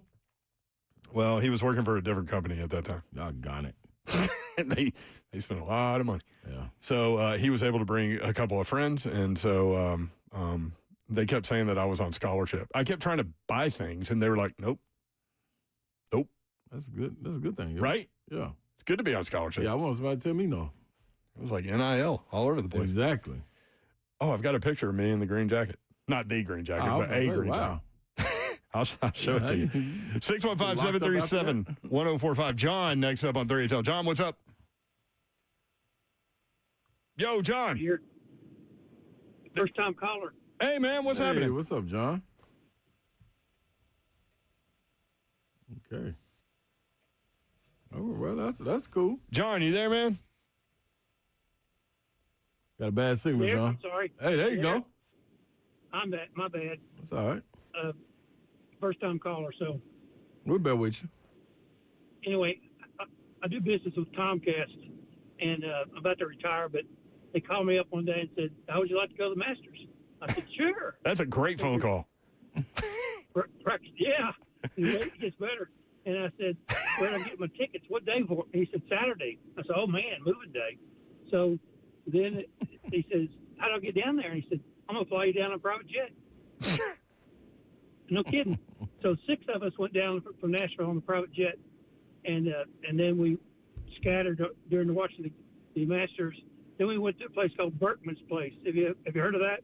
I did not see that. I did see John Daly in the parking lot selling T-shirts, but I didn't see Berkman Place. I didn't see that. Berkman's Place is like, somebody told me that there was a $10,000 ticket. It's an all-inclusive, real high-end 19th hole with like 3 restaurants, museum with Dwight D. Eisenhower's clubs in there, all kinds of things. And then when the day was over, they flew us home. Wow, that was real. How about that? Unbelievable. Oh, nobody's ever beat that story, I tell you. Did you eat the pimento cheese sandwich? I did not. Yeah, didn't I like drank it. some beer on Comcast. There you go, on John. Comcast. Yeah, there you go, John. You were on scholarship too, man. See you, buddy. Oh yeah, for sure. See you. Thanks. By the way, did you see the report on Tuesday in advance of the Masters? They counted more than 225 private jets landed in Augusta, Georgia. 225 private jets. Yes, and they expected more than 1,000 throughout the rest of the week. Private jets to Augusta. It's so much money out here. Yeah. Good gosh. Wow. And it's wild because you think Augusta, Masters, all this stuff, and you think Augusta must be like the nicest city in America. No, it's not. Yeah. It's not. Nothing but Augusta right there. It's wild. Yeah, the Masters. Yeah. Darn, dog. Wow. 1,000. Then you got to get your time to leave. Well, you better time that up right. Be sitting there on the runway all day. Get out of there. Yeah, first world problems. You see what I just sent you? Yeah, would you like to read it? I would like to read it. 1 second. Or would you rather read it after the break? Yeah, let's read it. It's dealing with this Nico report. Mm-hmm. Let's grab Graham. Person close to Nico. Yes. Let's grab Graham next up on 3HL. Graham, what's up? Hey, guys. How you doing? Good, man. Hey, just going to tell you about my story going to the Masters. Yep.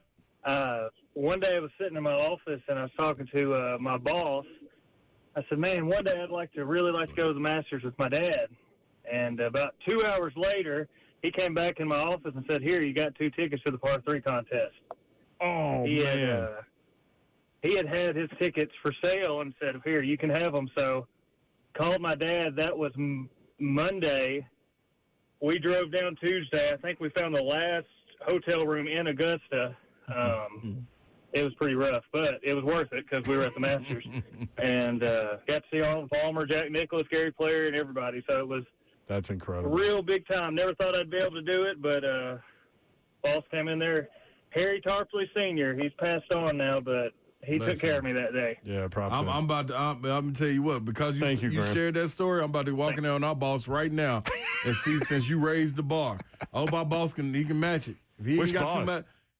Now that's even better. You can ask both. I'm gonna try both of them. Yeah. I'm gonna try both of them. I'm storming out on both of them if I don't get no tickets. Me and Yoro, we need 2 tickets. We out of here. You got to Marty and McGee. You can do it live. That's what I'm saying. Yeah. Even You call more Marty. reason. Hey, Marty, I'm gonna be there. Yeah, I'm on my way, buddy. It's 1,001 private jets now. I'm gonna be there. 615-737-1045. I love Master Story. I love story time on 3HL, and you guys are a big part of that, obviously. And it is really dark in downtown Nashville. Getting right darker. now. People are closing their windows too. They are. So the reports from On 3 that Nico is in contract negotiations with Tennessee. You have another comment from somebody. A reliable source is close to Nico. That you will read when we come back. Mm-hmm. Stay tuned. If you want to share your master story, Vince wants to talk about pie. 615-737-1045.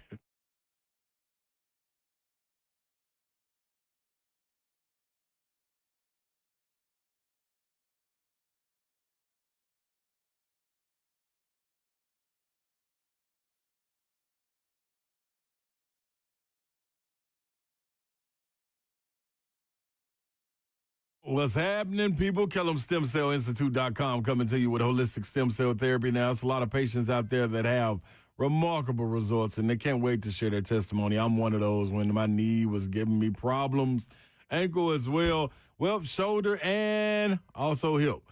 I know you're probably like, darn, there's a lot of stuff going on. It's like, yeah, but that's inflammation. That's what it does. It attacks your body, but you have all of the needs to get the inflammation out of your body. And how do you do that? It's your body, your cells, your solution. That's right. Your body's stem cells, they can be stored for future and continued use, but we do know that your body's stem cells are your own healing cells. They're harvested and redeployed based on your needs. They attack the inflammation in the body and boom, get it out of there. Now, I was so lucky to have had the great results with my knee that I wanted to expedite the results in my hip. So I went back to Kellum and got a shot of the secret sauce. That's right. Nanoparticles and other growth factors function by increasing the energy output of your cells as well as improving cell communication. It's waking the cells up and telling them to get out of there.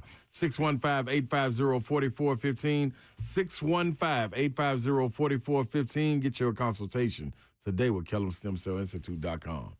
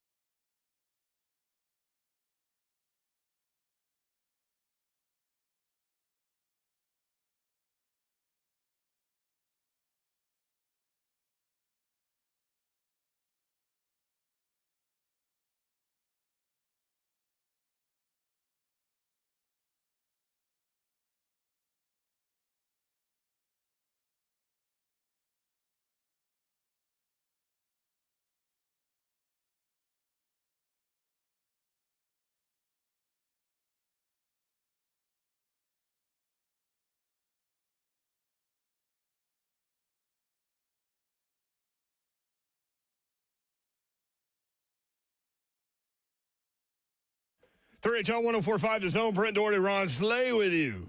There go. Dawn Davenport will be back tomorrow. She was here until 4 o'clock. She was here for the NASCAR guy. Yes, he was. How cool was that guy? Josh Berry, man, from Hendersonville. Great interview in person. And he's with Wood Brothers Racing, drives a number 21 Ford. Just won in Vegas, his first Cup Series win. And so we were talking about the Cracker Barrel 400 at the Nashville Super Speedway coming up on June 1st at 6 p.m. night race. And Cracker Barrel hopping on as the title sponsor today. As a matter of fact, that was announced.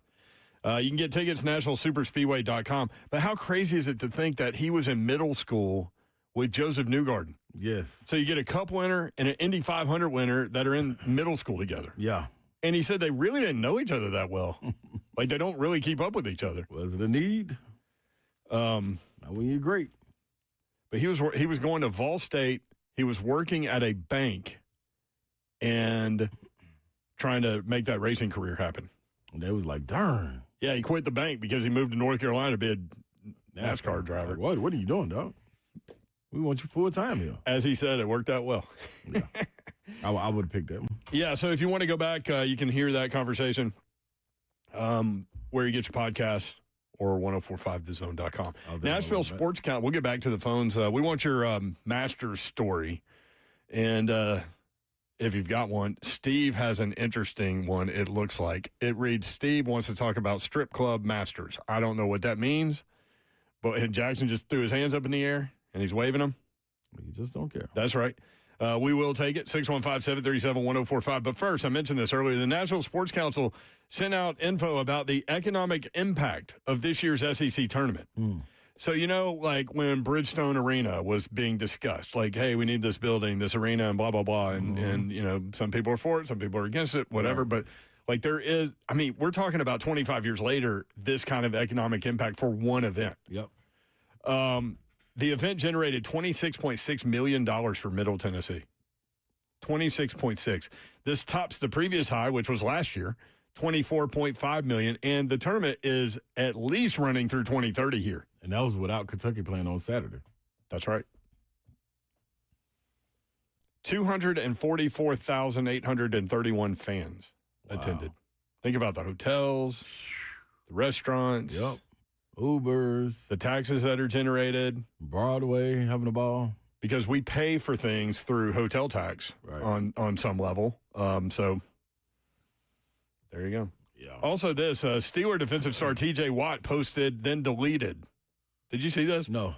He posted, then deleted a cryptic Instagram post. It was a picture of him in his Steelers uniform, and he had the peace sign up. So he posted it. Everybody went nuts in Pittsburgh, and then he deleted it. So is it just playing with people, or is there a trade that's imminent? We should ask our relative Steeler that we have. Oh. Big Savage. You can do it right now. There he is, Big Savage, Ramon Foster. Damn, Ramon. Hey, what's going on, good folks? Hey, what up, Savage? There he is from Ramon Kayla Will, her weekday mornings from 6 to 10 on 104.5 The Zone. Also, Vol Network analyst for Tennessee football. Analyst, baby. It's getting real. It's getting real, y'all. It's getting real. It is. I started thinking after we had you on last week, I was worried that I scared you because I was like, man, think about all the historic moments that you're going to be a part of now, and your voice is going to be on these calls and these big plays and these big games. And I was like, oh, maybe I went too far. Savage again. Hey, man, you painted a very vivid picture. Like, I was thinking this, I'm going to have a little fun and talk a little trash. Mayor was like, no, sir, you're part of history.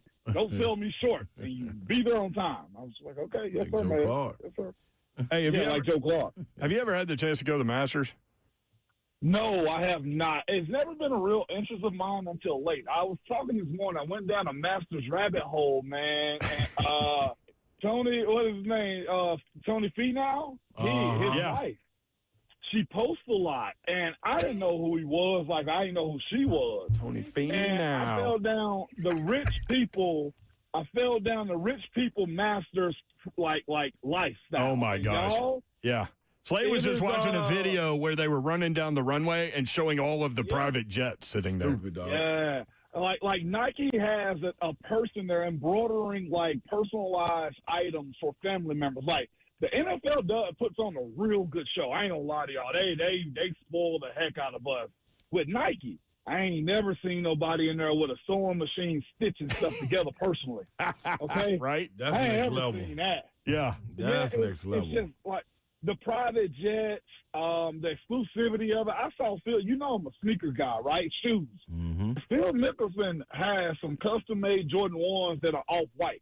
Anybody know off-white Nikes understand those ain't normal. This fool, is Babsy word, is out there playing in off-white custom Nikes. And every sneakerhead I know is going to be trying to figure out how they can get a pair. I know some dudes that'll buy the golf shoes and wear them, okay, with the studs underneath the bottom. That's how cold these are. It's just, y'all, it's just different. I heard the tickets are like $400 if you get like a 0.5% chance of winning the ticket.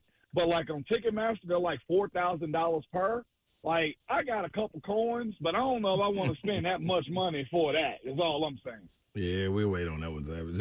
Yeah, we'll wait on that. I get an invite. Watch. I'm telling you, I'm Jet Life and the Masters is something that I'm working on. Absolutely.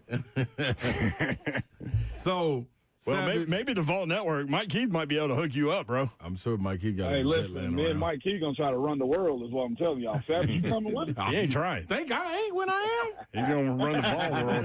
What? Hey, real quick, I heard the TJ thing, but I heard about the Master Strip Club thing. I'm going to stick online afterwards to hear that one. Yeah. Whatever that goes. While we've got you, we teased this coming into this segment.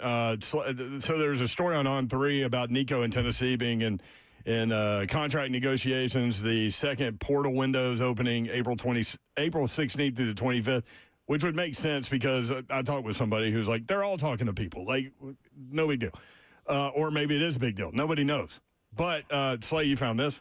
Yeah, Coach Cordell Landers, the RB coach on Twitter, close, what do you call it? Close source or close relative. Yeah. So Nico, been around him since he was getting recruited. Yeah. In that circle, that Nico circle, put out and said, Pete Nakos, I hope I'm saying his name right, is a liar. Yeah. You did the same thing with Dominic Williams at On3 Sports, should fire you. You lying to break a story that doesn't even exist. I wish you was right on this one, but you're not. Every time I catch you in a lie, I'm going to expose your ass. So, at On3 Sports knows. Wow. And that was quote tweeting the story. Sometimes you you come strong. Other times you come and you drop a nuclear bomb on somebody. Yeah, he came through with that one. Right? Yeah, he did.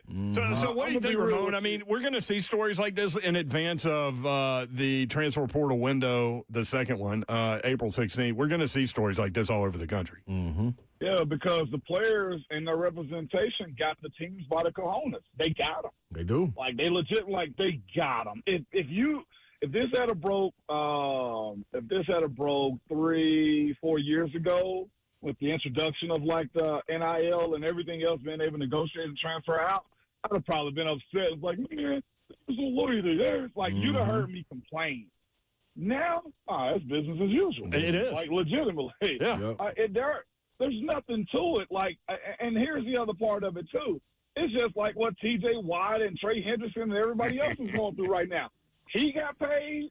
Doggone it, I want to get paid. Yeah. And I know you got the money for it, and I also know you need me. Gotta have me.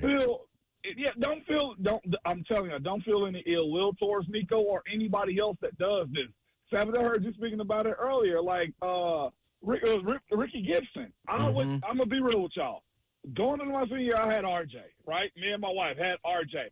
Savage, man, I appreciate the NIL deal you was giving me, but I would have told you, hey, man, I'm cool. I'm going to go get some of this university dollars. Yeah, I'm straight. Like, that's what I would have did. Yes, 100%. Like, you got to understand these players, and we knew it back then, we just didn't have the power for it, right? These players know there's a ton of money being poured into those universities. These players also know that, look, the likelihood of me making it to the next level is it's 1% for most players, okay? So if I got an opportunity right now to grease my pockets just a little bit, I'm going to, especially if y'all need my services. And that's what it really boils down to, like, until, and I will ask of the fans, don't be mad at the players. Please don't be mad at the players on this one. Because here's the thing, and I love the University of Tennessee is near and dear to my heart. but blame the NCAA. We in 04, Savage, they came to your car after seeing me driving and it was, what are you doing? Yep. Well, Coach got a big Lexus. Hey, they got the coach is living. He got a lake house. They got a mansion. His kid, like, we were asking them for probably $500 extra a month. They could have got ahead of this. Right. They didn't. And right now, they're in the spot to where they can't put the toothpaste back in the tube. This ain't on the players. I'm sorry.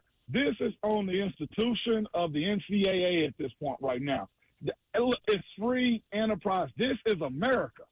Okay? It's America, Jack. Tell y'all. Yeah, man. I ain't mad at Nico. Like, and I don't say that because I got this job with Vols Network and I'm representation of UT.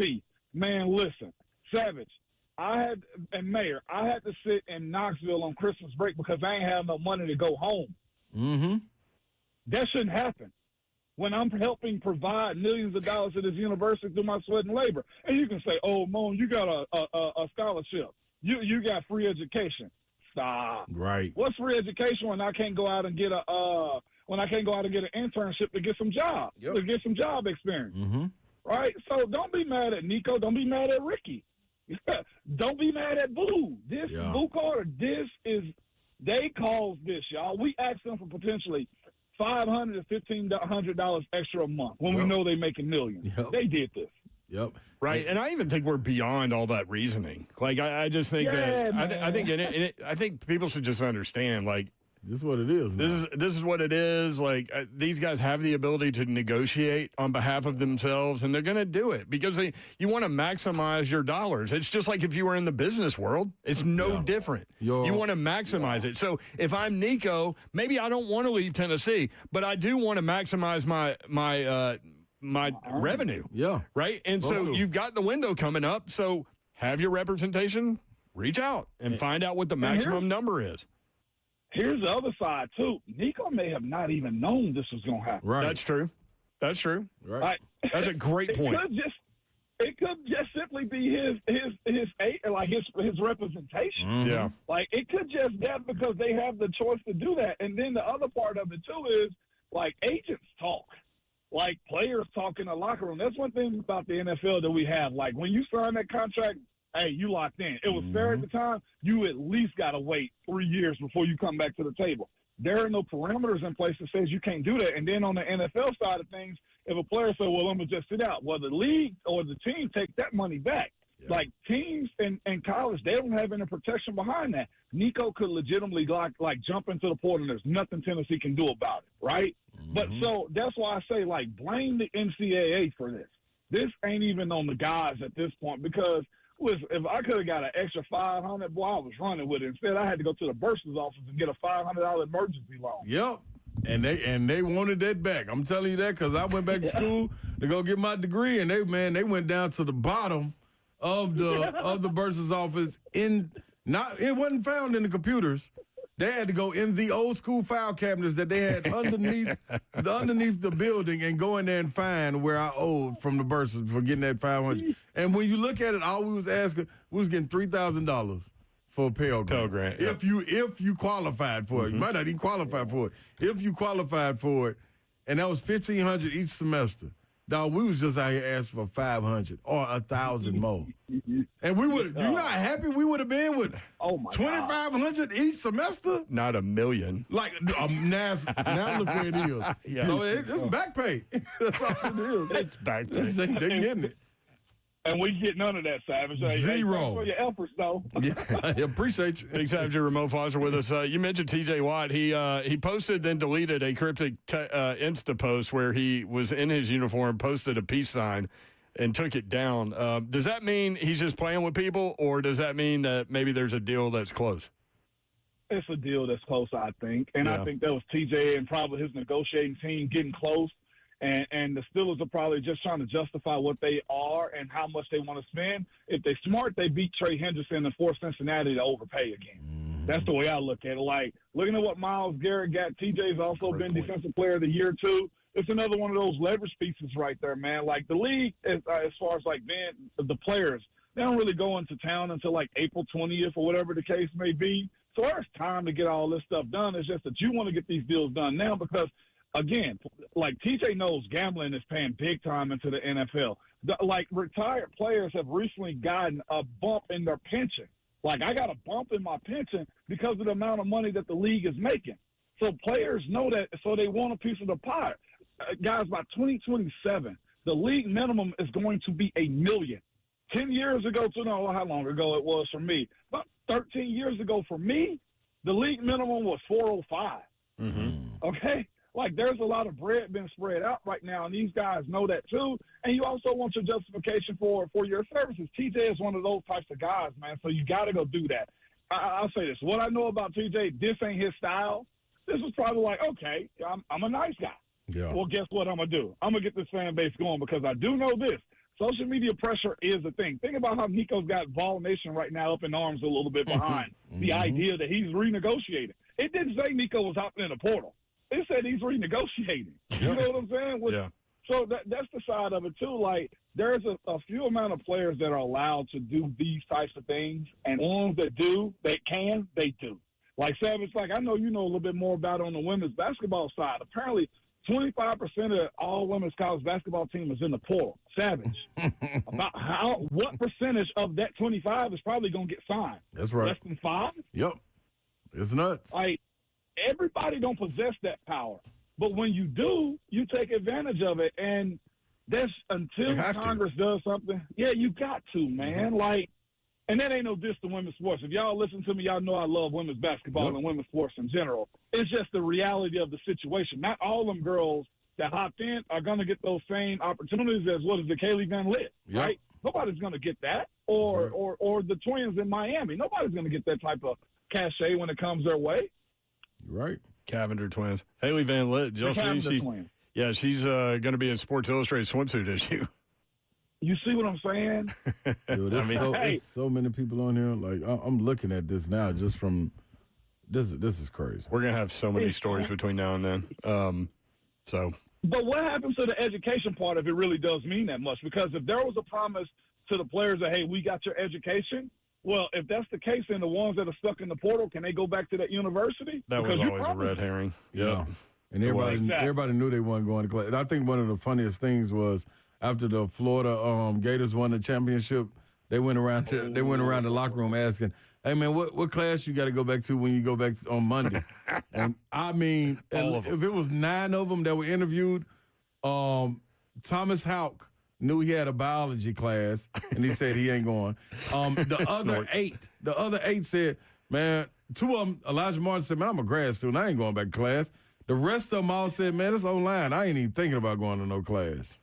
And I ain't doing no online. One of them had like a biology class, right? That was Thomas Houck. Still said, man, I ain't been in that class in about 2 weeks. Yep, so did. Like, dude, man, hey, dog, I'm telling you. There are regular students at Florida that haven't been in that class in 2 weeks either. They're going to these games, too. I guarantee you. But with that being said, though, legitimately, like, in this new era of how they can stream and make money on all these websites and stuff like that, like this younger generation and work and, like, hard work and, hey, you need to go the long route to get what you want, it's a different breed. That's not how they live when they see a 12-year-old with 100,000 followers and they're making $30,000 a month. Yeah. Like, think about the group of kids we're speaking of, or this group of youth. I don't want to call them kids, but they're in a different era, and I would suggest the same way I'm telling people, adjust your logic on the way, like, free agents are being paid, even low-end free agents. Like, the money's just different right now, and that's just what it is. I know this market is tanking like hell, but the players are getting paid in sports is what I'm telling you. Big Savage Ramon Foster from Ramon, Kayla, and Will. Heard weekday mornings from 6 to 10 on 104.5 The Zone. Fall Network analyst for Tennessee football. Ramon, thank you, brother. Love you, man. Way to kill it on fine bomb, too, Savage. We saw you. Appreciate that, man. Hell yeah. Appreciate that. Hey, Mayor, since you've been in this business long enough, too, you got to teach me how to speak from my diaphragm because I'm coaching middle school football still, and I yell, and I think I'm yelling from, like, my throat, like esophagus. I need to be able to yell from my core. So I'm going to get some speaking lessons from you if you're okay with it, Mayor. I'm good with that. If you need enunciation lessons, that's not me. Maybe go to Will Bowling for that one. Hey, look, as long as we understand what we're saying, we're good. That's exactly right. Thank you, Ramon. Peace. All right, see you, Savage. Look at all these players in the portal. Oh, yeah. And good players. Yeah. Steve, when we come back, it has a master story about a strip club. That's got to be interesting. That's piqued our interest. That's next. 3HL 104.5 The Zone.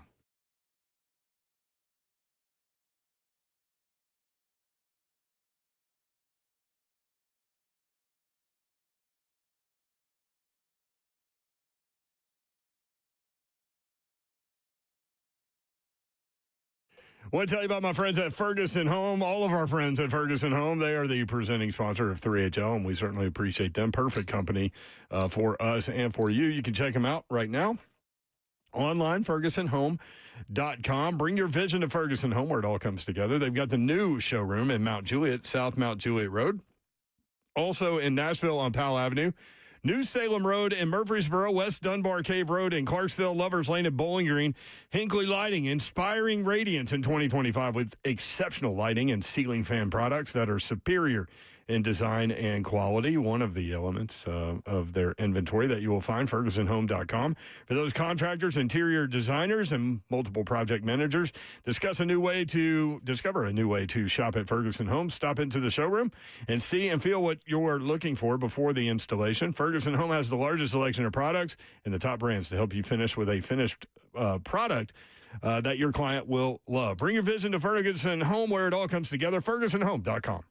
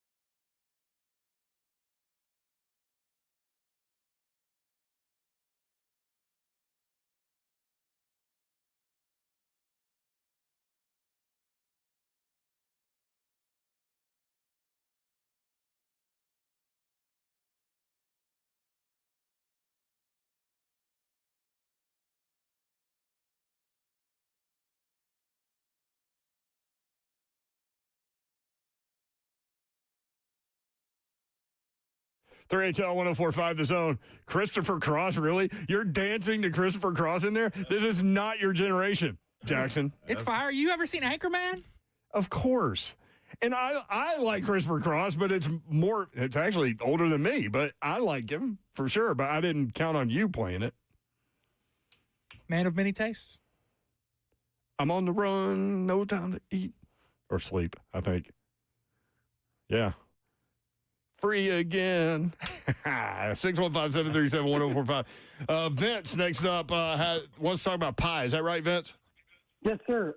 It's a pleasure to be on the show. You guys are great. Thank you, brother. If you've never had tomato pie, it's amazing. Now, I didn't grow up in the South, moved here maybe 13, 14 years ago, never had it. And the first time I did, I thought, this is crazy.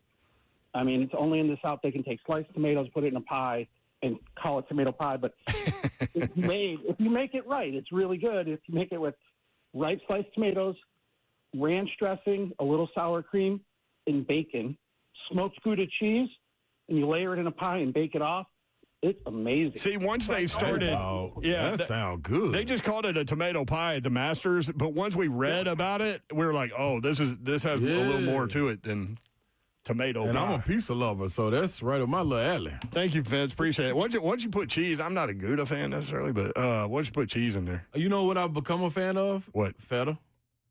Have you? Feta cheese, man. You got to watch out. Watch out for what? Because it's good. It's some good stuff right there, you know what I'm telling you. I seen it. Also, I saw this on a commercial the other day, and I keep meaning to ask you. What? And we're going to get to Steve with this strip club masters topic. It's going to be an interesting story. Do you keep the ketchup in the fridge or in the pantry? Absolutely in the fridge. Absolutely in the fridge. It says it on the bottle, refrigerate after opening. Yes. Did you see what I'm talking about? The commercial where they had the argument over? No. Like the couple had the argument over putting it in the fridge or putting it in the pantry. So he bought two, and he wrote on it on a piece of tape, fridge, and wrote pantry on the other one. Like that mother sitting out going to start looking brown and everything. Like, yeah, all right. Listen, harder keeps the butter on the counter. Your heart is nuts, too. It's crazy. I want to refrigerate everything. Yeah, man, I had to get on somebody with the Parmesan cheese. Just set it back in the pantry. It's cheese. Why would you not put it in the pantry? Oh, in the refrigerator. That is true, though. Some people do. Like those big blocks of cheese, they just keep out on it. That and the kind that you put on the little spaghetti. See, I thought that was a European thing. They definitely do it. Cheese just sits. All right. Here is Steve with his strip club master story. Steve, I'm intrigued and nervous at the same time. You better be. Back in '99, I won a trip to the Masters with McGregor Golf Company, and I got to take a customer. And we went into town on Friday night, and it started getting dark. And the first thing he wants to do is he wants to go to a strip club. So we found one on the other side of the tracks. And when we're going in, the county sheriff, they're sitting out there checking IDs of people going in. And when you got in, you got a menu of services that were going on in there because there was some imported talent from New York. And who was in there but John Daly and Corey Pavin? They had missed the cut. And so I'm kind of the odd man out in this group. And it got to be dark 30. They were heading downtown to a hotel, and I had to go back to the house that the company had rented. Yeah, that was my situation, a rented house. That's where we stayed. Yep. Yeah, and so I'm having breakfast with the president of the company, and he asked, "Where's your customer?" And I said, "He didn't come back with me." And I said, I'm supposed to meet up with him at 9 o'clock out on the 16th hole where you put your chairs down so you got a spot to sit when all the crowds come around. Amen corner. Yeah. 16. Oh, anyway, yeah. I got you. So the par 3. Yeah. So anyway, I'm there. I'm sitting there. He runs up and he says, "Oh, you missed a great party." I said, Andy, I said, it was dark 30 last night. And I said, I was happily married. I don't think I could go downtown with you, but I'm sure you had a great time. So for the company, their tour guy, Jose Maria Olazabal, won the tournament, and the president, he forgot all about the customers staying out all night. And I didn't get written up for being a a bad salesman, but it was an interesting event. And of course, I was very naive going into this place, not knowing that at these big sporting events, they bring imported talent and all this other stuff in, and the menu prices were quite extravagant too. Thank you for sharing, Steve. That is a great story. We were in a cab in Vegas, and Slay was sitting up front, and the cab driver had a list, like a menu that Slay was looking at. It was like, wow. What? They Uber drivers are imported too. Yeah. Everybody descends on these things. Oh, that's the money making time. The economy going up. Who would have thought we would have had a Corey Pavin strip club Augusta story today? Along with John Daly. Well, that's a little more believable. Shout out to the big guy. John Daly, who's in Nashville a lot, as a matter of fact. Maybe listening. What up, JD? JD needs to come on the show. Can you imagine John Daly in here for an hour? If we could pin him down. Woo. Only if we could pin him down. So many people I know have been around him out. He's the great time. You're going to have a ball. Might not remember the ball you had, but you're going to have one. Hard to keep up with him? Oh, man, that man, hey, different level. Elite. He's elite. Wasn't there a video of him, like, with a guy laying on the street outside Losers and put a tee in his mouth and he teed I wouldn't doubt it. A ball down I wouldn't doubt it. What street is that over there, Division? Mm-hmm. Extremely talented. Like. That PGA championship he won was incredible. Dude, he's incredible. Like, he's a different guy. Cool guy to be around? Oh, great. Yeah. None better. Yeah. Can you believe Friday's here? When is it, tomorrow? Yeah. Well, it'll be here. Before you know it. Our next show will be the Friday show. It's dark out there too, Yor. Yeah. Hopefully the rain is through here. Have fun at the event tonight. I will, man. Blair, I'm on the way, if you listen. Babsy will talk more about it tomorrow, as will you. It's going to be emotional. Yes. At least I know what I'm walking into this time. Right. Kind of prep myself. Exactly. We appreciate you guys listening to us, and including us in your day. We do not take that for granted, nor do we take that lightly. Hope you have a great night. Good night. God bless. See ya. Wouldn't want to be ya unless you Isaiah Wilson. That started all of this Titans trying to dig out of this hole, then followed by my good man Caleb Farley, then followed by Traylon Burks. And now we're still trying to climb out, y'all. Thanks to Big Panda. That's an awful shout out. Gigi Bowser. Gigi Bowser, yeah. See y'all later.